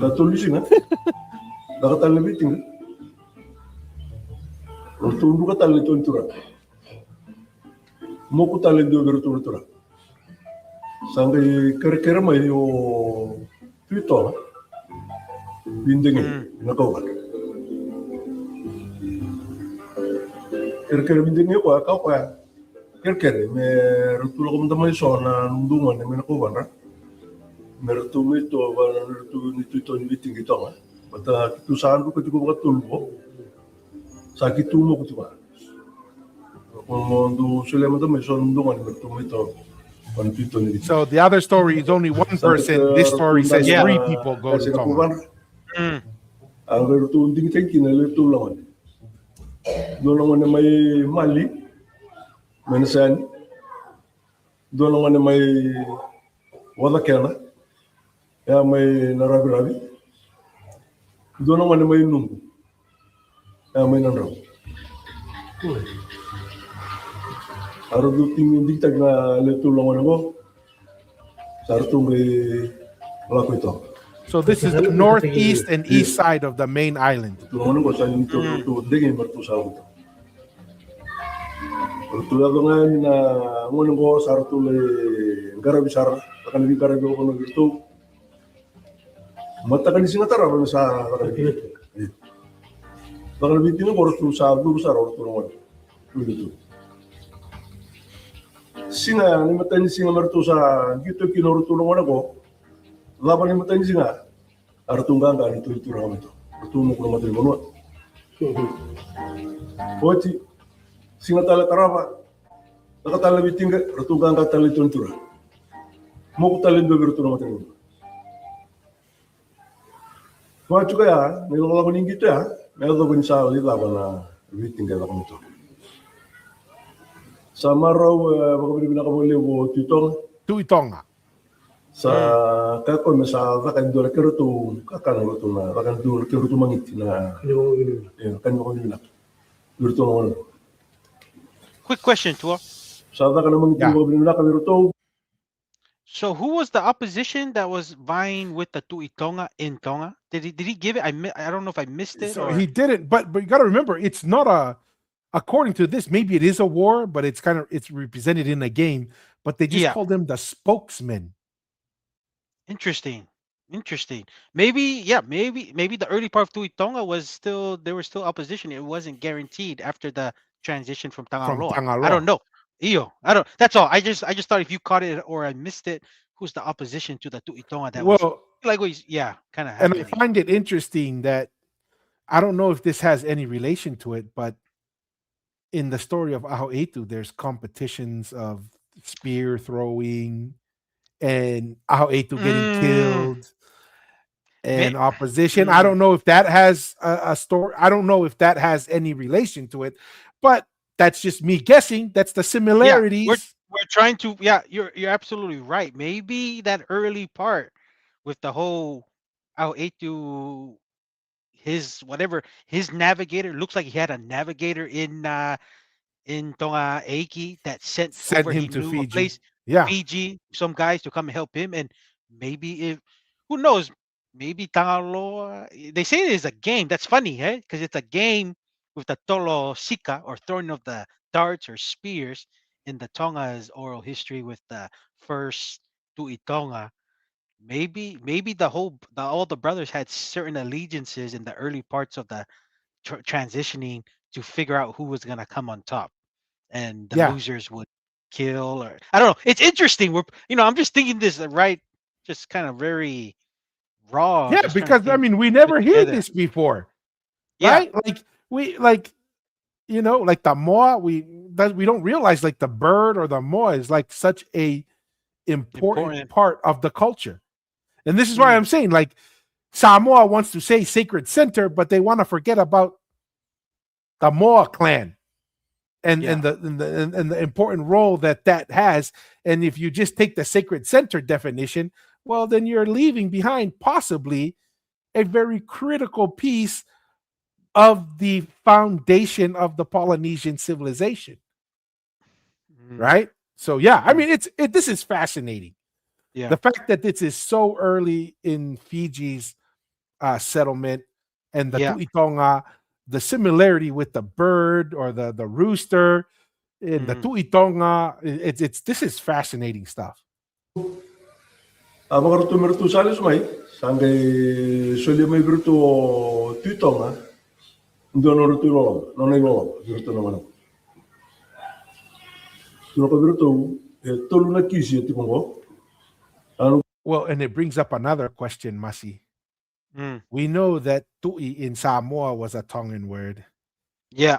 And if this is in the very early stages of Fiji's settlement, that tui is more than likely coming from Tonga as well. Yes. Right? 100. So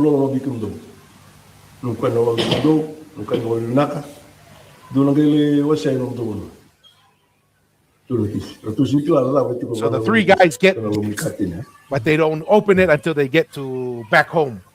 Ara tulis mai. Tu salis mai may nakukuhan ra sa may dami o na natura-tura na nakukuhan ra. Sa may takal kirtu kakana kanyo ulilaka, kirtu saraw tang kagamitong. Sa may wasi no ratu kis. Na ndrenga titu ni kisi ara tu sinkilauro tu na tawe tiku pernah lumikis.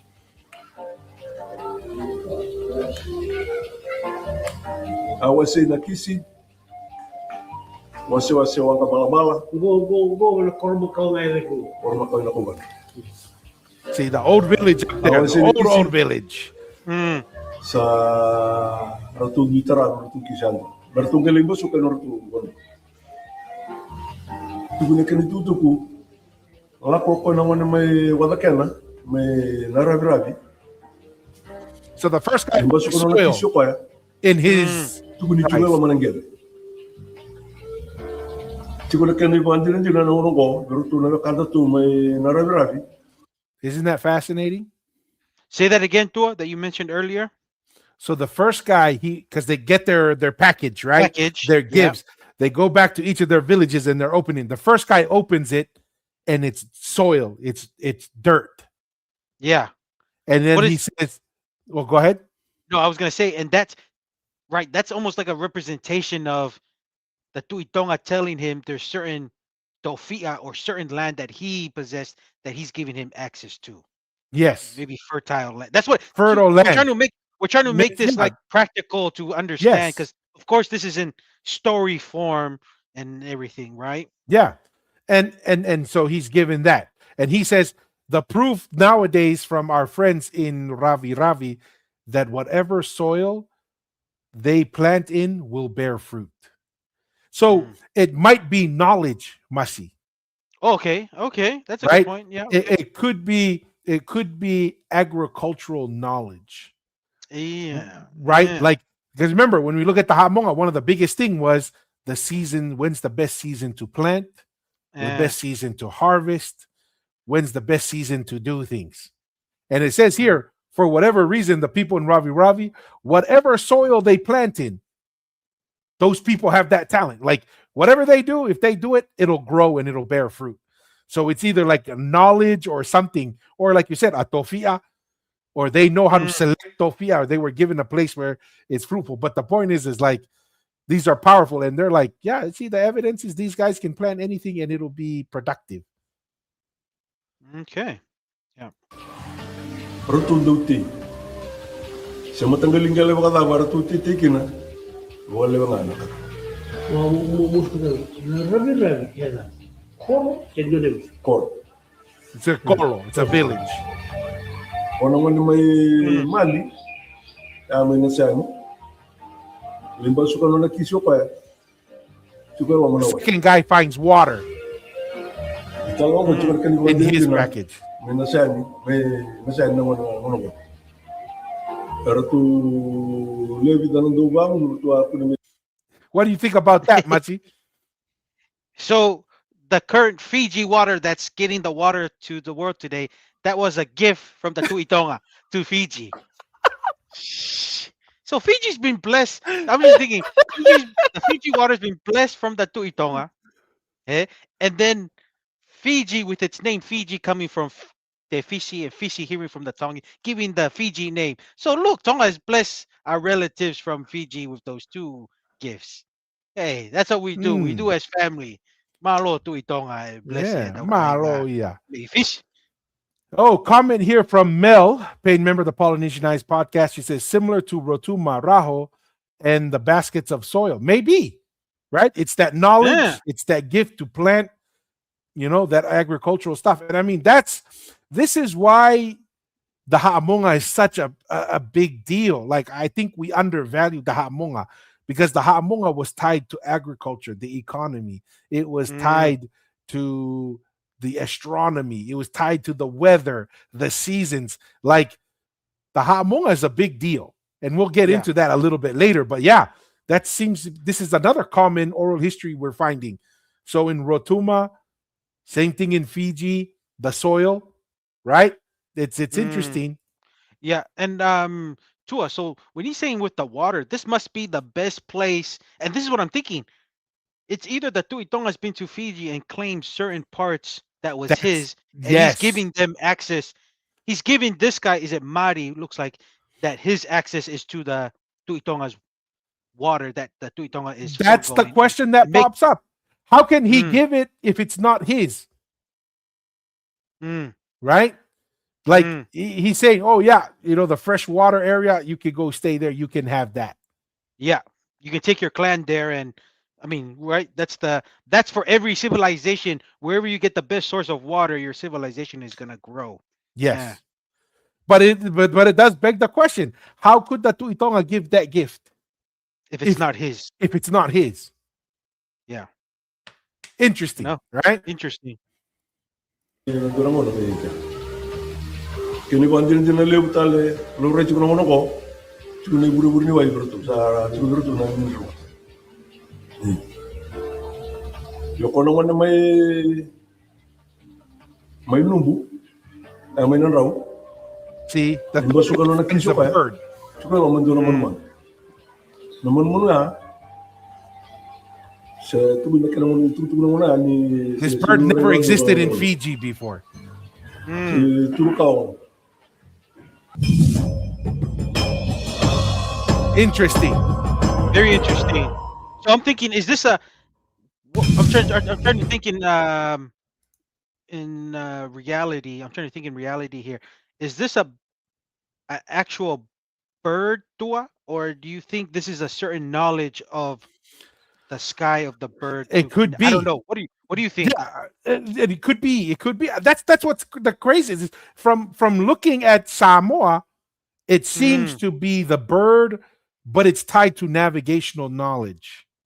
mm. So to me, I'm leaning more towards knowledge, and the bird kind of is a symbolic version of it. Hey, one of our very earliest Hey, supporters, Mika. Lo Mika, lo siare, siare. malo. He says Malo malo jamao. lava tua Malo mofare. si Malo kaukai. abito. But isn't this like just fascinating stuff, Yeah. right? And Mm. so this to me is when oral history starts to have more like Mean it convincing feel power. yes. Yes, and it provides an illustrated and depiction of maybe what was going on, and you're like we're having this conversation of like what actually is it, an actual bird, or it's like what you said, a knowledge of the navigation of the way of the bird in the sky. It was taught that knowledge, and it's interesting, very interesting. Yeah. And we'll see in this story, there's the other two guys and their gifts, nobody messes with them. Mm. But the rooster, there's Seems to there, be. that Mm, seems to be something more than one people are interested in. mm. That seems to be something that's a little more attractive or gets more attention than the water and the soil. Then we'll see in the story here. sang madali kila oli waktu kana ya ngai wana tu kawa tu kuning ali chuka lo medora man aro tu mungkin talno la ko mungkin talno rumi romana saro runa diri runa lu ini kun tambua See, the story goes around runa lu bi wedal and na people hear about the bird. o wedal na bon mo na wachina And this balu bird be tu nubuli never existed before Ever in in Fiji. So Fiji, in this the is Fiji something Islands. new. Yeah. raw tina un raw na diri mo oro ba su tu ka na ono sa ro ro da kilo ro ni do na manu manu tu mai be non ro tai e tu ka ro mai nubuli sampai ro na bulonga no ro baka sama ro sa telolonga ro sa ko man ro ire na to na mon mon ko na ro diri ko muli ko sumber diri ko muli batiki na to sumber So Are those are the those- twins that's depicted on the seal of Fiji. That's interesting. Yes. Like this is how we're talking like the foundations of Fiji. Yeah. I don't know the seal, but it looks like it's very important because it's depicted in Yeah. their national identity. Mm. ro sa vital lo chiko raw ro sa ba raw ro sa ngoli itu ka ro Rondo bumbu numbuli nandra. Rondo rono tu italo no. Tu mi man malu tu mi. They wanted to know what kind of bird this is. Tukuni kinitalo ni kinala na matawango You see how it's tied to the tides, the ocean, high tide. So the rooster would tell the tides, right? And if you know the tides are tied to the trade winds, which is tied to the season, like this is navigation. This, like I said, it's kind of leaning towards knowledge, maybe. Yeah. So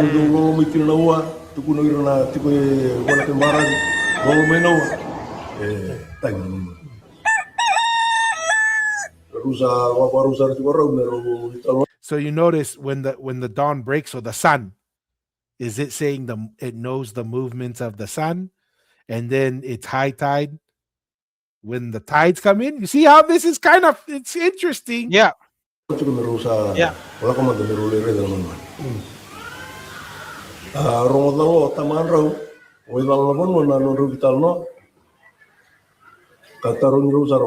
Rusa ya ko chuo mo ndo ko bi ko mo ndo le na ndo le ka ndo biro itu kuna ba biro ro ko chuo ni ndo ni tal no ni ndo chuo no man na se ndo re ko ndo ndo ndo kinana mata ka tanya to man when the dawn breaks, it cries. When the tide comes, it also cries.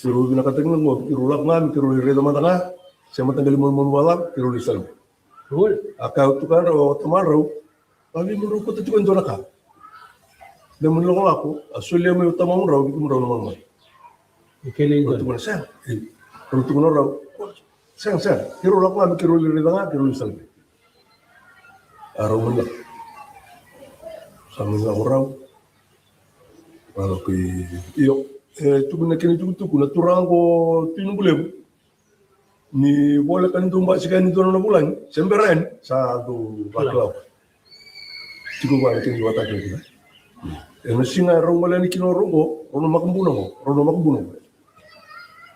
na singa rumah sekian kita tahu apa yang berusaha tahu mereka tu sengaja juga kelapa itu lah yang buat aja kita Nurang apa yang rusak tamu itu, main dong main kamu. Ada tuh mesti kau tindur singa, taruh nirau cukup kau ya, lapan rumah itu kabar kamu. Saya ke rumah itu mau, terus kamu ke rumah. Skeloi. Karu ni singa tarawa. Saka kau ya, misalnya kamu ada dona ke rumah itu kamu. Datang ke rumah itu. Oca rambut juga biru namang itu lo menirara, sampai rolan kata kan cinta kayak rambut itu, sampai bos itu biru, kita kiru nanu menani rupon nomor itu ditambah, minggu main ini bos sekian, ini uli ini kiru, pinta tangan tu ikan selalu cematan rupang kau itu tu kena sobat natamu. Selalu cematan rubang kona sobat tamu, betul kena sobat tamu. The whale tooth, which is really valuable in the Fijian customs. Yeah, customs. Kona bikin belum, mana yang sobat tamu. Itu tu kena sobat tamu. Itu tu kami mata rubang. Maka ucap. Singatara kami rusak tatau saya tinggal nama terang Singatara rusak baru tatau orang rusak semua sakit tarun ruta lo tukang ram alam dan rumah itu kabar makmu usia baru cuma tukang lawan rumah itu lawan rumah cuma berani rumah nomor itu tembok rumah itu kan itu nomor itu tahu itu nomor nggak seperti orang tu bang Ocha Andi ngana bos andi tahu tahu rawo tukar. Sandra uliwan nama kumbung, Sana kayo murian yung raw. Asuli sarang may biro. The rooster, he gives the roosters to his grandkids. So the grandfather gave the rooster freely to the grandsons. Yes. Ikatumba meron sa duran ng merutuan. Sa buto na sini bongo. Yan sa buka tubo big roosters flying over them. Tuka. Dulu ay valorau, tawin dali valo tuka. Tarong rosa raw. Otaman raw. May lawan. Tahu sa tahu itu bikin raw. Runa ako mo rin, sila may bikin raw tukang runa. Mon. Alam mo sa pun takap. Siya nagrusa lakab na ken talaka ko na lakab ken. Dua na sono na tundo. Jadi kena usaha situ. So the grandfather gives it to him. They go back, and this is where it kind of gets interesting because the In people exchange back in for whale tooth, basket of whale tooth. Yeah. And then this is what gets interesting is the people who had it before. Tangikino na to, ano mo naman ya? Kindala mo din basta sa mga nino na mo eh. Pero mo din to kan mo. Iyo, sa kay matay mo na pero mo lagi. Namun nga ro mo lagi no pa natin mo man, sa mo so ka. Usa nga tan kilan to turang lagi. Ukliyo nga kilan ko. Sinatala tara, tang tala mo naman, bag boss tala din eh. Sakaw taman ro. Pwede lang ako no. Sibila kata na bisi. Yung karaw na talong. He's kind of a weird. I don't really understand. The rooster crows, and then he's like, what else is here? It's just me and my God or whatever. So he's like suspicious of the rooster crowing. Interesting. I wonder if there's a dilemma of like different. So obviously this, because it's the father that's married to a daughter from this other village, and this, I don't know if the village gave something that the father didn't like, or maybe it was a threat to his, I don't know, authority. I don't know. I find that I'm trying to read between the lines what's going on. Yeah, it's hard for me to kind of try and get an understanding of what's going on. But he's concerned that it will lead to a dispute. Right? He's concerned it's going to lead to unrest. Iyo, dia menel biro indor kai. Batin sarong cuma nono bosok kai. Sang tan kila indor turang iki. Iyo nga ukra to. Sa ka pa ya. Rukot tan nung rumon man. Ka kuni bagada no da bio kai. Mucha ang goding. Sangai. Wela lawon. Taman raw. Awasa cuma biro no ben. Rona diri. Rukutan nung rumon kaku ni bala daron da biokan. Aro mo ko tana nung rumon man le biu ko may mbua may bunsia.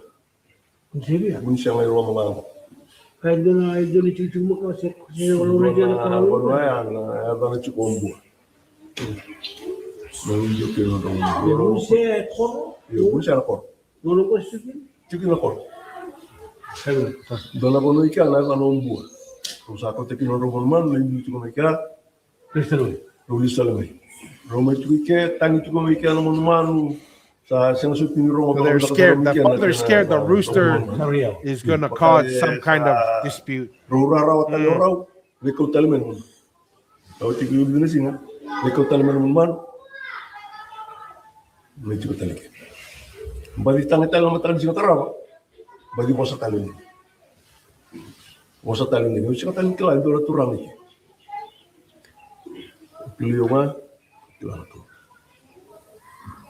Mosa talo taman raw biro na bir.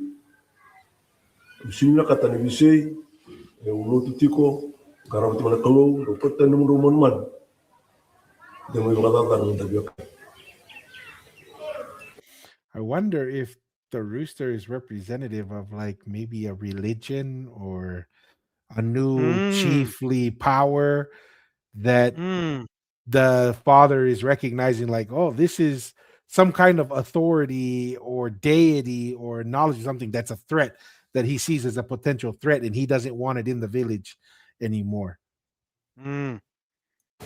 Ocha, rokutan ro manu naruyamba. Ako kaya manu. Terus aku dapat Naruyamba ando tala ko na lagi. Iyo, napano oras namin ito kina na wek antong ko. Ora mo ko to. Iyo naman ito. Carpenter Kung clan. Diyos di ko mo tayo sa rumana. Iyo. Roko tikia na manu. Kau bataki na tadin roko mo na dudo giruto. Wala na. Oh. Kali molikura. Ang galindu na manu na tabrikaw ya laki wako. Sampai juga rapango tadin raw sa rutu na ba sa turamo taramo. Oy ko sa ngayon raw juga na manu go. See, now they're using the term rooster, not bird. Ko ito na bosa, ono mo mo sa. Jerusalem juga ke, donto ka chukna na linga. Laki ko, bongi se sina se tono da se alamaralang se babi na kata-kata ni matini sina. Donto ka chukna na linga mana. Jadi na kata metera, wala tariki. Dapat bal-bal. Tukuni sangai masuk dengi. Masuk ke wala kalu. Kalau kayak di lama di itu nama tadi singa kata-kata, le bahkan buka waktu kata-kata. Bahkan orang itu tanah bono yang racu kira pangwan, orang nawar. Ucap saya di lama di sini. Kalau dia lapar mati boleh tinggi, raga nikah. Kalau dia guna kau kondur juga aku cikin namun cikon namun juga. Kalau dia guna kau, saya di perempuan cikon namun juga. Eli ang berdekat-dekat. Iya, saya di perempuan berdekat-dekat tapi punya saat kata mana sih lah, isu sumbi wajib. Sil mais mata-mata sekarang aku bilang kena nun, sumbi kamu. Bercerita pada petanda kia, ketika dia bertanya lingkang, amat di mau cukup kau, dah cukup yang terkai, kalau kau minum mati boleh dingin, kalau kau minum kau ya, kau minum tu. Is that like when he says gun? Is that like a arrow? I'm thinking of because I know they had the ancient arrow. I don't know what does he mean when he says gun back in those days? I don't know. That's a good, some kind of weapon, I'm assuming. Yeah. Oh, I know they had the what arrows and bows in those days. Maybe that's a reference to that. I don't know. Just thinking out loud. Yeah. Ucap cara bimarau, apa baru bisa kau? Kata di sini tara, mana mana tangi kira tu aku, kira lalu lagi. So those guys where the chicken first was brought to, they go take the chickens back. Mm.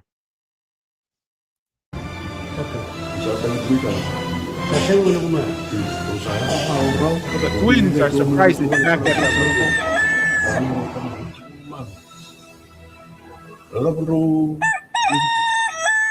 singa kosa, sintu kunen doraka, rubang karena cukup itu nak anak apa me merundu apa, baletana ledong. Insya Allah butuh kau di mana tu? Butuh kau di mana mati boleh ni.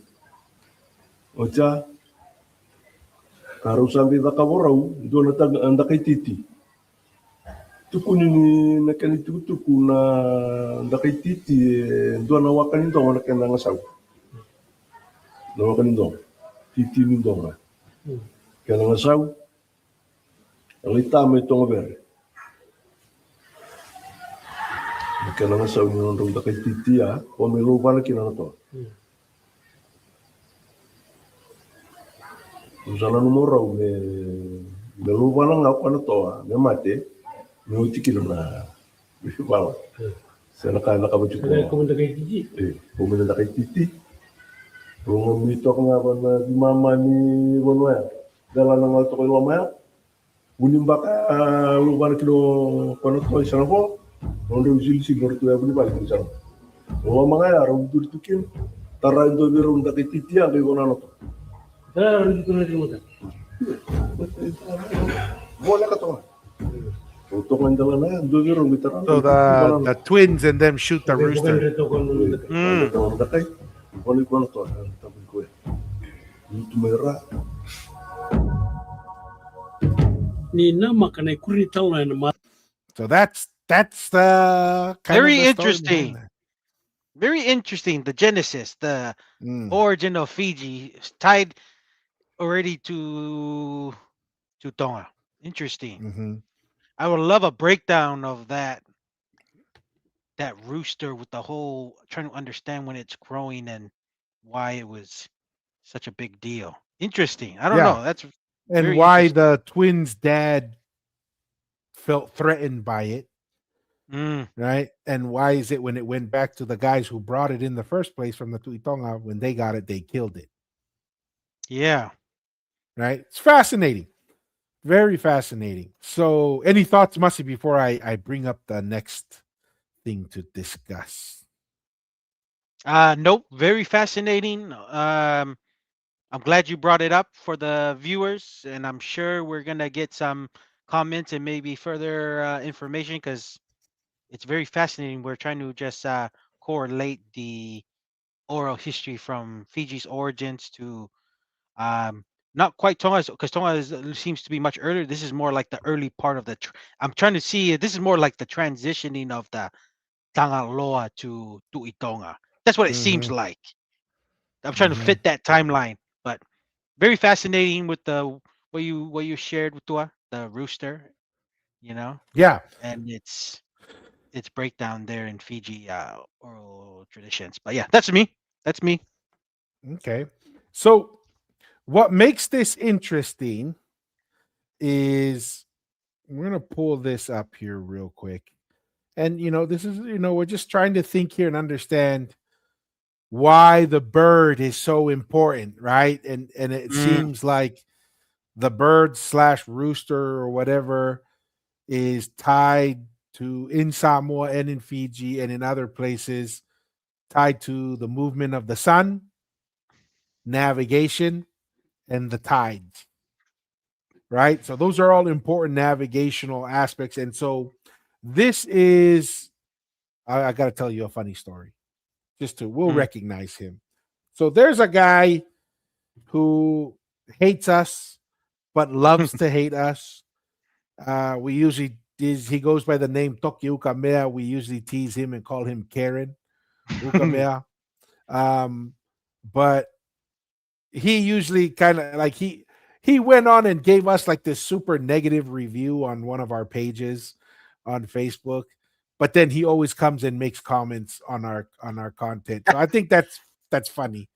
But he created this image, the background. The mm, compass right here is Tevita Fares compass. This is what mhm, he shows as the fundamental, building blocks of Polynesian navigation. And you'll notice here these four come here. You see where the sun is on the four corners. You got to remember this is the double V in etching that was on top of the Ha'amonga, right? And that's where this double V is. And you also find that this is the Ha'amonga in the sky, part of Orion's, like, I think it's his knees and his shoulders. So this is the Ha'amonga in the sky. This is one side. This is another side. So this is it. It's lying to the kind of like in a U to the right hand side, if that mhm, makes sense. That's the Ha'amonga in the sky. That is what the Ha'amonga Amaui on the ground is built after.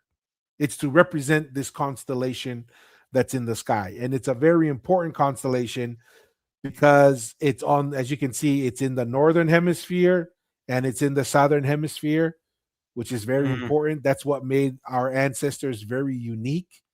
Is typically traditionally everybody said, oh, you can be in the northern hemisphere because you have the North Star, right? But you can never really go south. What made our Well, yeah, ancestors unique is they could do north and south, yeah, right? and the Vikings had a limitation in their navigation just in the northern part. That's why Yeah, there was a limitation with that. absolutely. So, but you see what's interesting? Look at what is right in the middle. Mm. What is right in the middle? It's a bird. Now, this is the Toloa, toloa. Manu. Yeah. Yes. It's, so it's not quite a rooster. It's Mm. leaning more. I think it's called a wild duck, according to Tevita Fale. But this is a little interesting that the Mm. bird with the Haamoa and also in Fiji. So it could be a variation of the toloa of the duck, Mm. right? But it's a very important piece. And as you can see, look at where the head is facing south, Mm. right? Because we take the position off of Devita Fale's research is that's why Tonga Tapu is called Tonga Tapu. It is the primary cardinal direction that all of Polynesia was based off of. This is Mhm. why you'll see some of Devita Fale's, I think you mentioned earlier, Masi, before we started, kind of why south is important and how maps are. If you could kind of share that piece, Mr. Ateroa, while I look at this Yeah. other picture here real quick. Yeah. No, because with the whole how we view the maps right now, it's from the Western maps that's been depicted, and that's what we go off.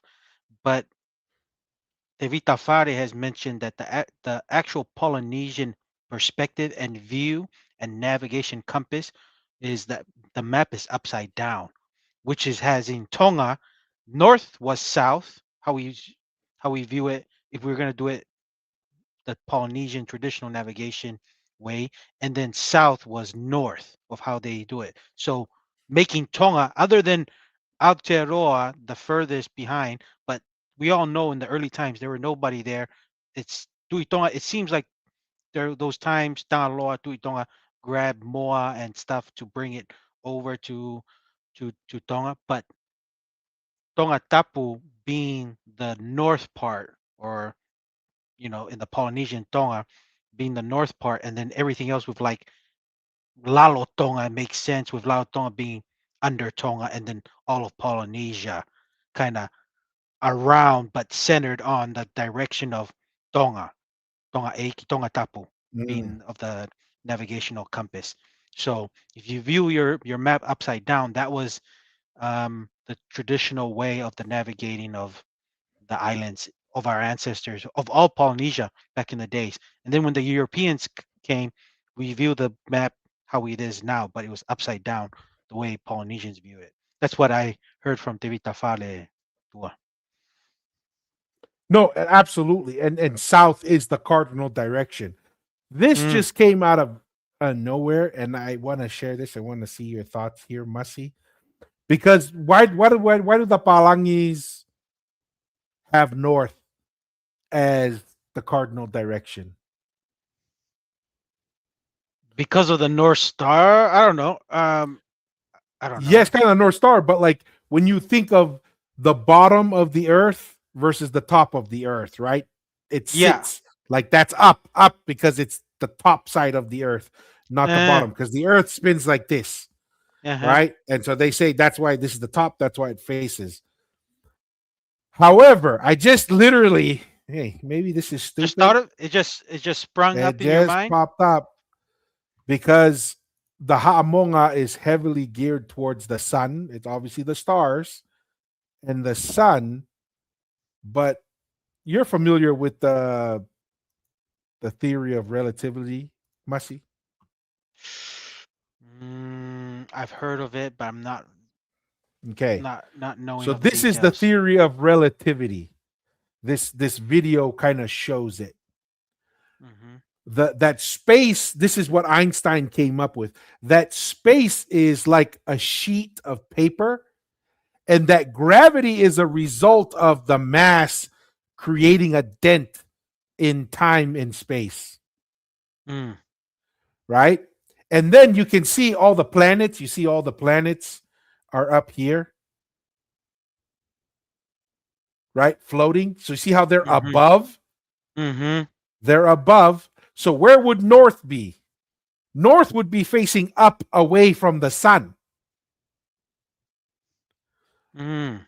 But south, if somehow they knew this, and I don't know, it's highly Mm. unlikely, but is it coincidence that the Polynesian one was the Ha'amonga is about the movement of the sun, the focus on Mm. the sun of the seasons, and the cardinal direction being south for Tonga? Or is it because if you're in the fabric of space and time, the cardinal direction facing the sun would be down? Does Mm. that make sense what I'm saying? And I'm trying to get you. It's. I'm trying to understand.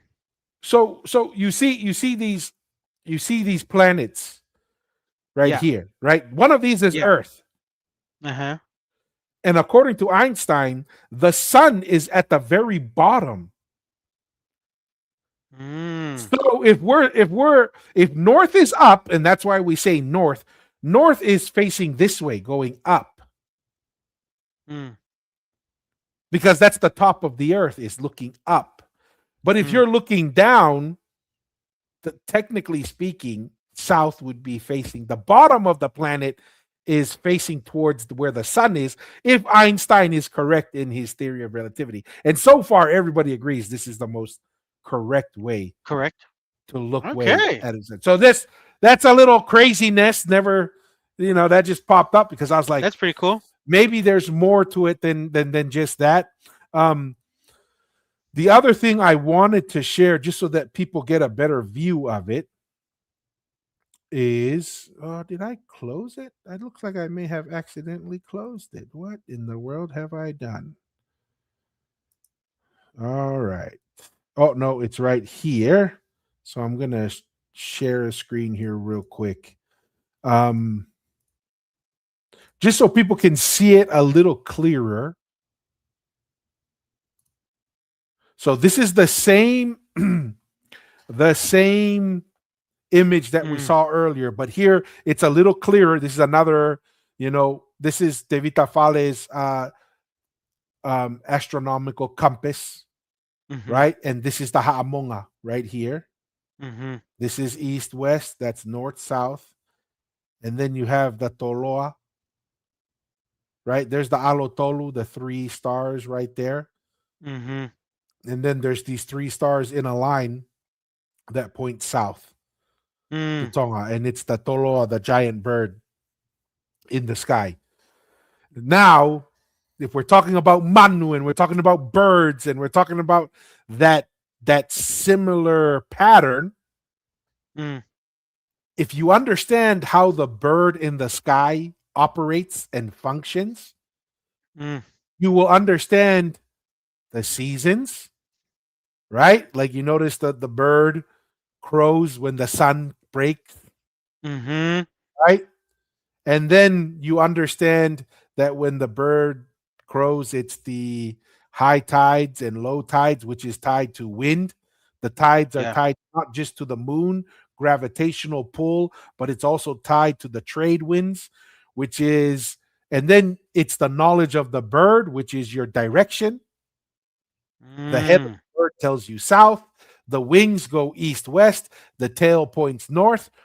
All of a sudden, you can make the argument that the bird is a way to capture the navigational knowledge of ancient Polynesia and also understanding the seasons Mm. is an important part of traveling. That's kind of like what we're trying to unfold here and discuss as a potential explanation for the Ha'amoa/Samoa, for the reasoning why the Fijian story behind the bird that's Mm. associated. And it could be when they said such a bird was never found in Fiji, it's meaning this knowledge did not exist in Fiji.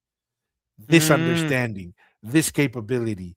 And it led eventually to conflict because remember, the twins' dad was, I don't want to have any conflict. I already worship what I worship, and it's only me. I wonder. And I this he Yeah. was scared of this. Yes. I wonder it's because of the knowledge of bringing new people to the village that could threaten his authority. I Could don't know. be. Because if we're saying it's navigational knowledge, you're talking about, I mean, you're talking about a nice peaceful place. They were happy when you have a little place. You bring this knowledge of, it's going to bring a lot of good, but it's almost like the internet. There's a lot of good when you have internet, but also brings a lot of bad.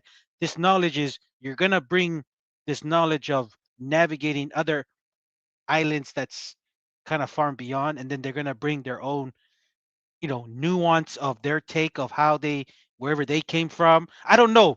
When you're gonna apply like this, building this highway to other islands, it can be, people can look at it as a threat if you've been good with your small little Yeah. village style. Maybe I don't he's know. trying to I'm just say, thinking out loud. Yeah. yeah, maybe he's trying to say there's a reason why we left where we came from to get Mm, away from people. Maybe he's like, I don't want this to end up leading to more people, like you said, or more problems. So this is something that I think is an important conversation into why understanding a couple things. Number one, why we need to talk about this so we can hear. There's so many stories from different. Can you imagine all the stories that we don't know of? These are mm, the few stories that we have found, right? So this is important stuff to talk about. And then the other part is talking about, Koloa, Fei Umu, Fei Haka, Folai Fala, Talanoa. But when we look at this, we're going to get into this even further. Um, this is the foundation, and we're going to show why this knowledge is the found. This is the Sia. This is the Fale. This is the order and the structure that led to the Polynesian civilization and how it's structured, whether it's economics, whether it's order of knowing your place, right? mm. Because the heavens are orderly. The Yeah. heavens, they operate in order, right? This is the Taumafakava. This is the design of the Karia, the Maui Mm, Kava Bowl, and we'll get into it. This is a critical piece of the Polynesian civilization. And if we are going to give away the bird or the moa and go for a sacred center definition, do you see what we could be conceding and losing? mm, Right? Like all of a sudden, you're devaluing the role of Ha'amoa in our Polynesian civilization, mm, right? mm, And then now we have genetic or DNA evidence that shows Samoa as the launching point into Eastern Polynesia after the big pause. mm, Well, one could ask the question, what launched that big pause? And one could make the argument, who sent Moa to Samoa? It was the Tuitonga sent him to Samoa. Was he sent to Samoa to start the expansion after a lot of scientists believe there's the great pause, mm, right? Was there a time where Western Polynesia operated like the twins' father, where they said, mm, hey, we're good with Western Polynesia, we're good where we are? mm, And maybe that was the Tangaloa stage or late in the stage, but then the Tuitonga comes and then the Tuitonga says, we're gonna push the boundary even further. I don't mm. know. I'm just throwing that out there. Um, but this is why understanding the history correctly, because if you don't understand it, then you'll give up the Ha'amoa name Roll. Yeah. and role, and you lose all that history for a modern definition of sacred center. And Mm, you lose all this. And you lose that, like, oh dude, maybe we shouldn't get away from the moa, the bird, the rooster, because there's information embedded in that story that talks about the rooster. I don't know. Want to pause there, Masi, and get your thoughts on that before we go to the next image. No, no, awesome. No, I agree. And it's just very knowledgeable with what we've kind of gone through the genesis of Fiji's oral history and the importance of the bird. Like what you mentioned, they didn't no one really cared. I mean, of course it was they didn't care, but it was awesome that the soil, the knowledge of the planting and stuff, and then the knowledge of having access to maybe the best water on in all of Fiji. And then no one really had a fuss with that.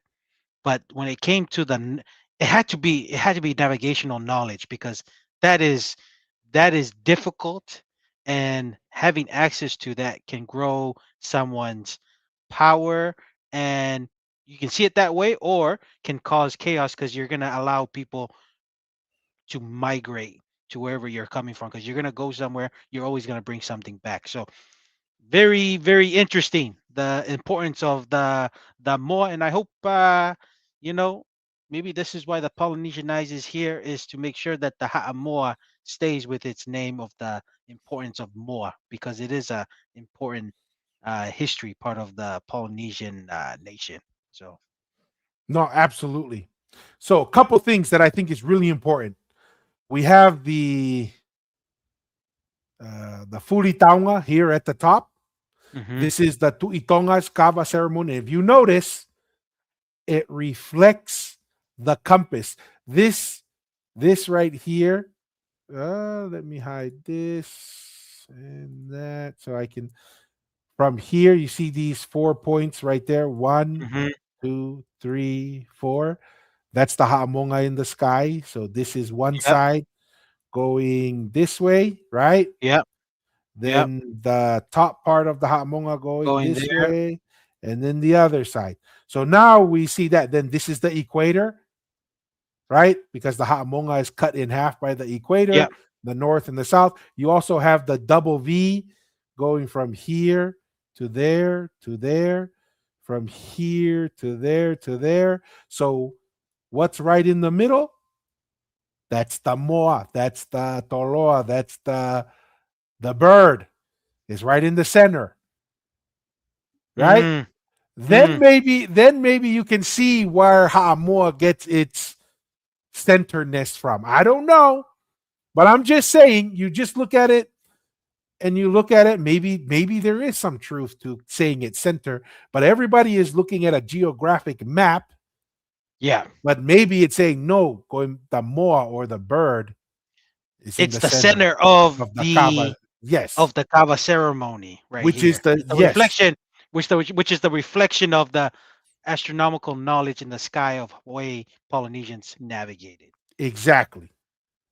So that's there we go to our more relatives and viewers. That's where that maybe that name came from. It's just couldn't articulate it in that way because they were thinking it was just meaning sacred center, but that's incorrect. It's the Yes, Moa clan that had the knowledge of the navigating and expansion, probably from that's well, it is from Ha'amoa to the east of Polynesia, yeah, and as we sent by the Tuitonga. yes. So remember, Tui Hatakalaua, Tui Kanukupolu did not have a Taumafakava, right? Yeah. This is the Tui Tonga's official kava structure, right? Tupou the first did not have this. However, Laufiri Tonga, out of his wisdom, and I don't know how that guy came up with, to me, a revolutionary idea, but he says, nope, we're going to allow Tupou the first,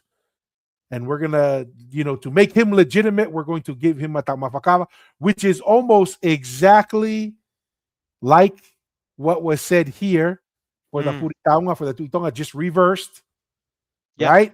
So we're still practicing that structure that has been in place for thousands of years with a slight modification.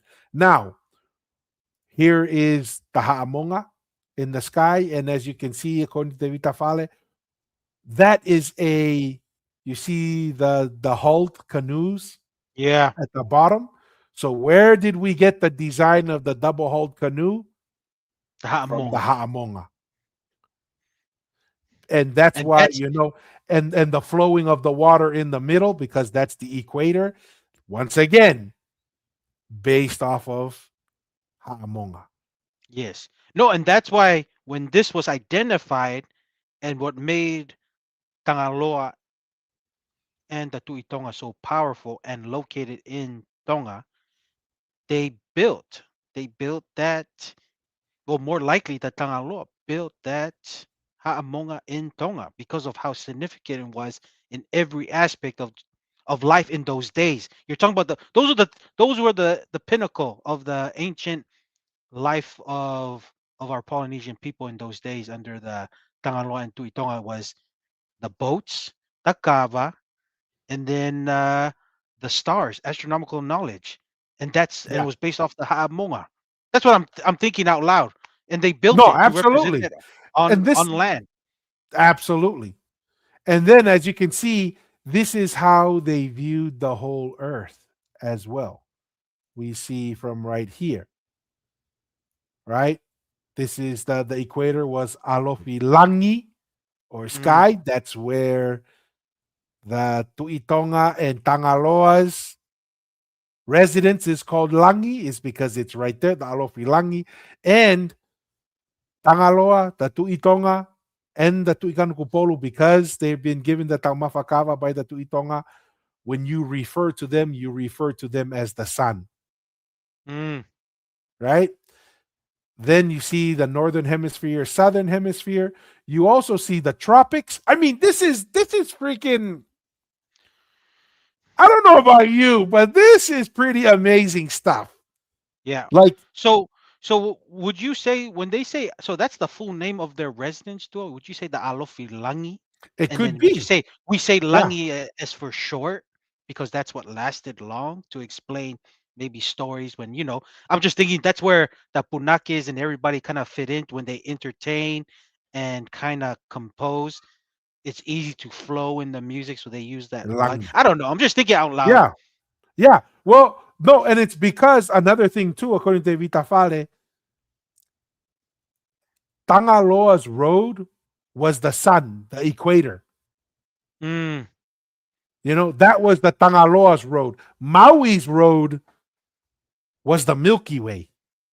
So Tangaloa gave you the Ganiva. guidance during the day. Mm, Maui mm. gave you the The guidance, guidance at the night. knowledge at night. Right? So, and that's why it's called Langi, because the Kaniva and the Langi. And maybe that was the original name of Tangaloa's Alofi Langi. And it could be because the Tangaloa is in the middle, that meant that knowledge allowed him to travel the northern and southern hemisphere, which is why the Tangaloa Langi is in the middle, because it says like the Maui's, like the Ha'amonga, it is in both knowledge in the northern hemisphere and the southern hemisphere, which is very rare. That's rare knowledge to have that, Mm, right? Which is why maybe that's why this road is called Tangaloa's road, because that's a knowledge of the northern hemisphere and the southern hemisphere. And that's why it's called Alofi Langi. And maybe that's why his residence is called Langi. Because Langi. really, what he's trying to say is, I live all over the place because I can go Yeah. wherever I want. Mm.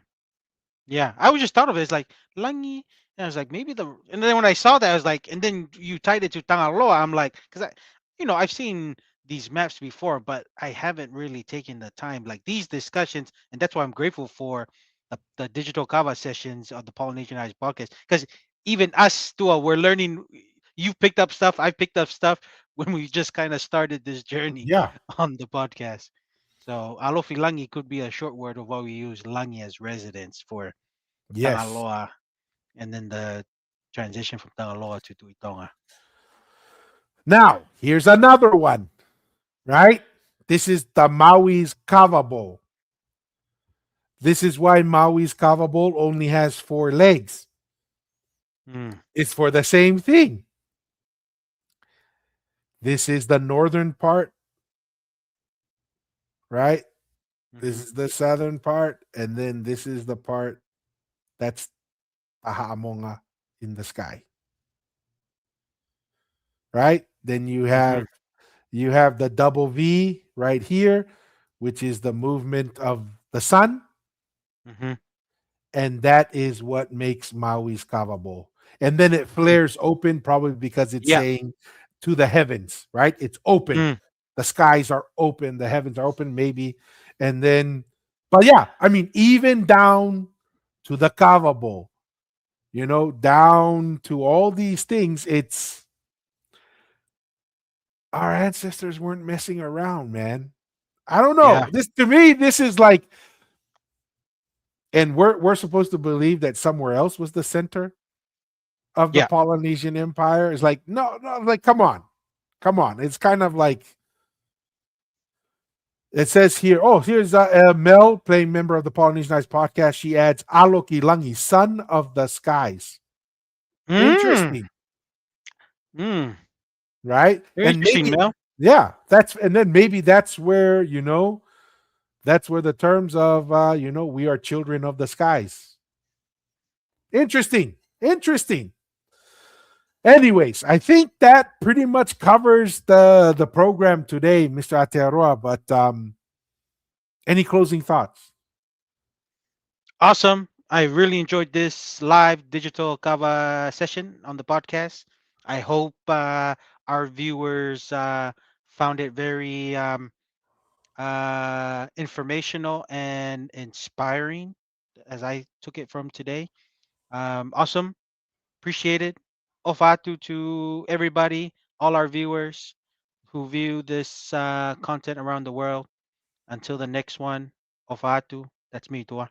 Malo Masi. As always, this is one of the reasons why we do take time after Fei Haka and after Fei Umu and after going to work and after all these things, we take the time because you know, we're, there's many areas we fall short, like me, family. Like for me, it's like, hey, should have taught my kids to speak Tongan. Should have done. Hey, that's not my Like we're, strength, but this yeah, is where I am willing to spend time and energy. yeah, Is in something like this. Hopefully, it's of value to all the viewers, all the listeners. Um, we found value in it, and we will continue to do it because we find value in it. Right? We're learning. yeah. A lot of people who are like, oh, you need to educate our people. I said that's like a secondary effect. We're here to learn. We're here exploring as well. We're learning, we're growing. And you know who helps us learn a lot? Like a lot of the videos here, Masi, is from the viewers and the listeners, Mm, right? Like all these videos and stuff, like the Fiji yeah. videos, uh, the Samoan video, and even the our Tongan brother, Queer Nesian. I think that's what his name was, or handle. But like that is from our viewers and listeners sharing stuff with us and educating us, and we learn a lot. And Yeah. that's hopefully something we can repay back to the viewers, as just kind of housekeeping items. Appreciate all our paying members. Every like, share, comment, and hyping of the video goes a very long way. Yep. We're continuing to grow online at polynesianeyes.com. If you're in the US, there's some swag there. I need to add more. We have a hat, hoodies, zip up hoodies, because I like zip up hoodies rather than a pullover, t-shirts. Get some drip. Get some Yeah, drip. That's what they call get it. some there. And, it's another way to contribute. But, as always, as we finish every episode, every live digital kava session, we say, be bold. Don't be afraid to ask the hard questions, but always, always stay curious. Till next time, peace. Peace.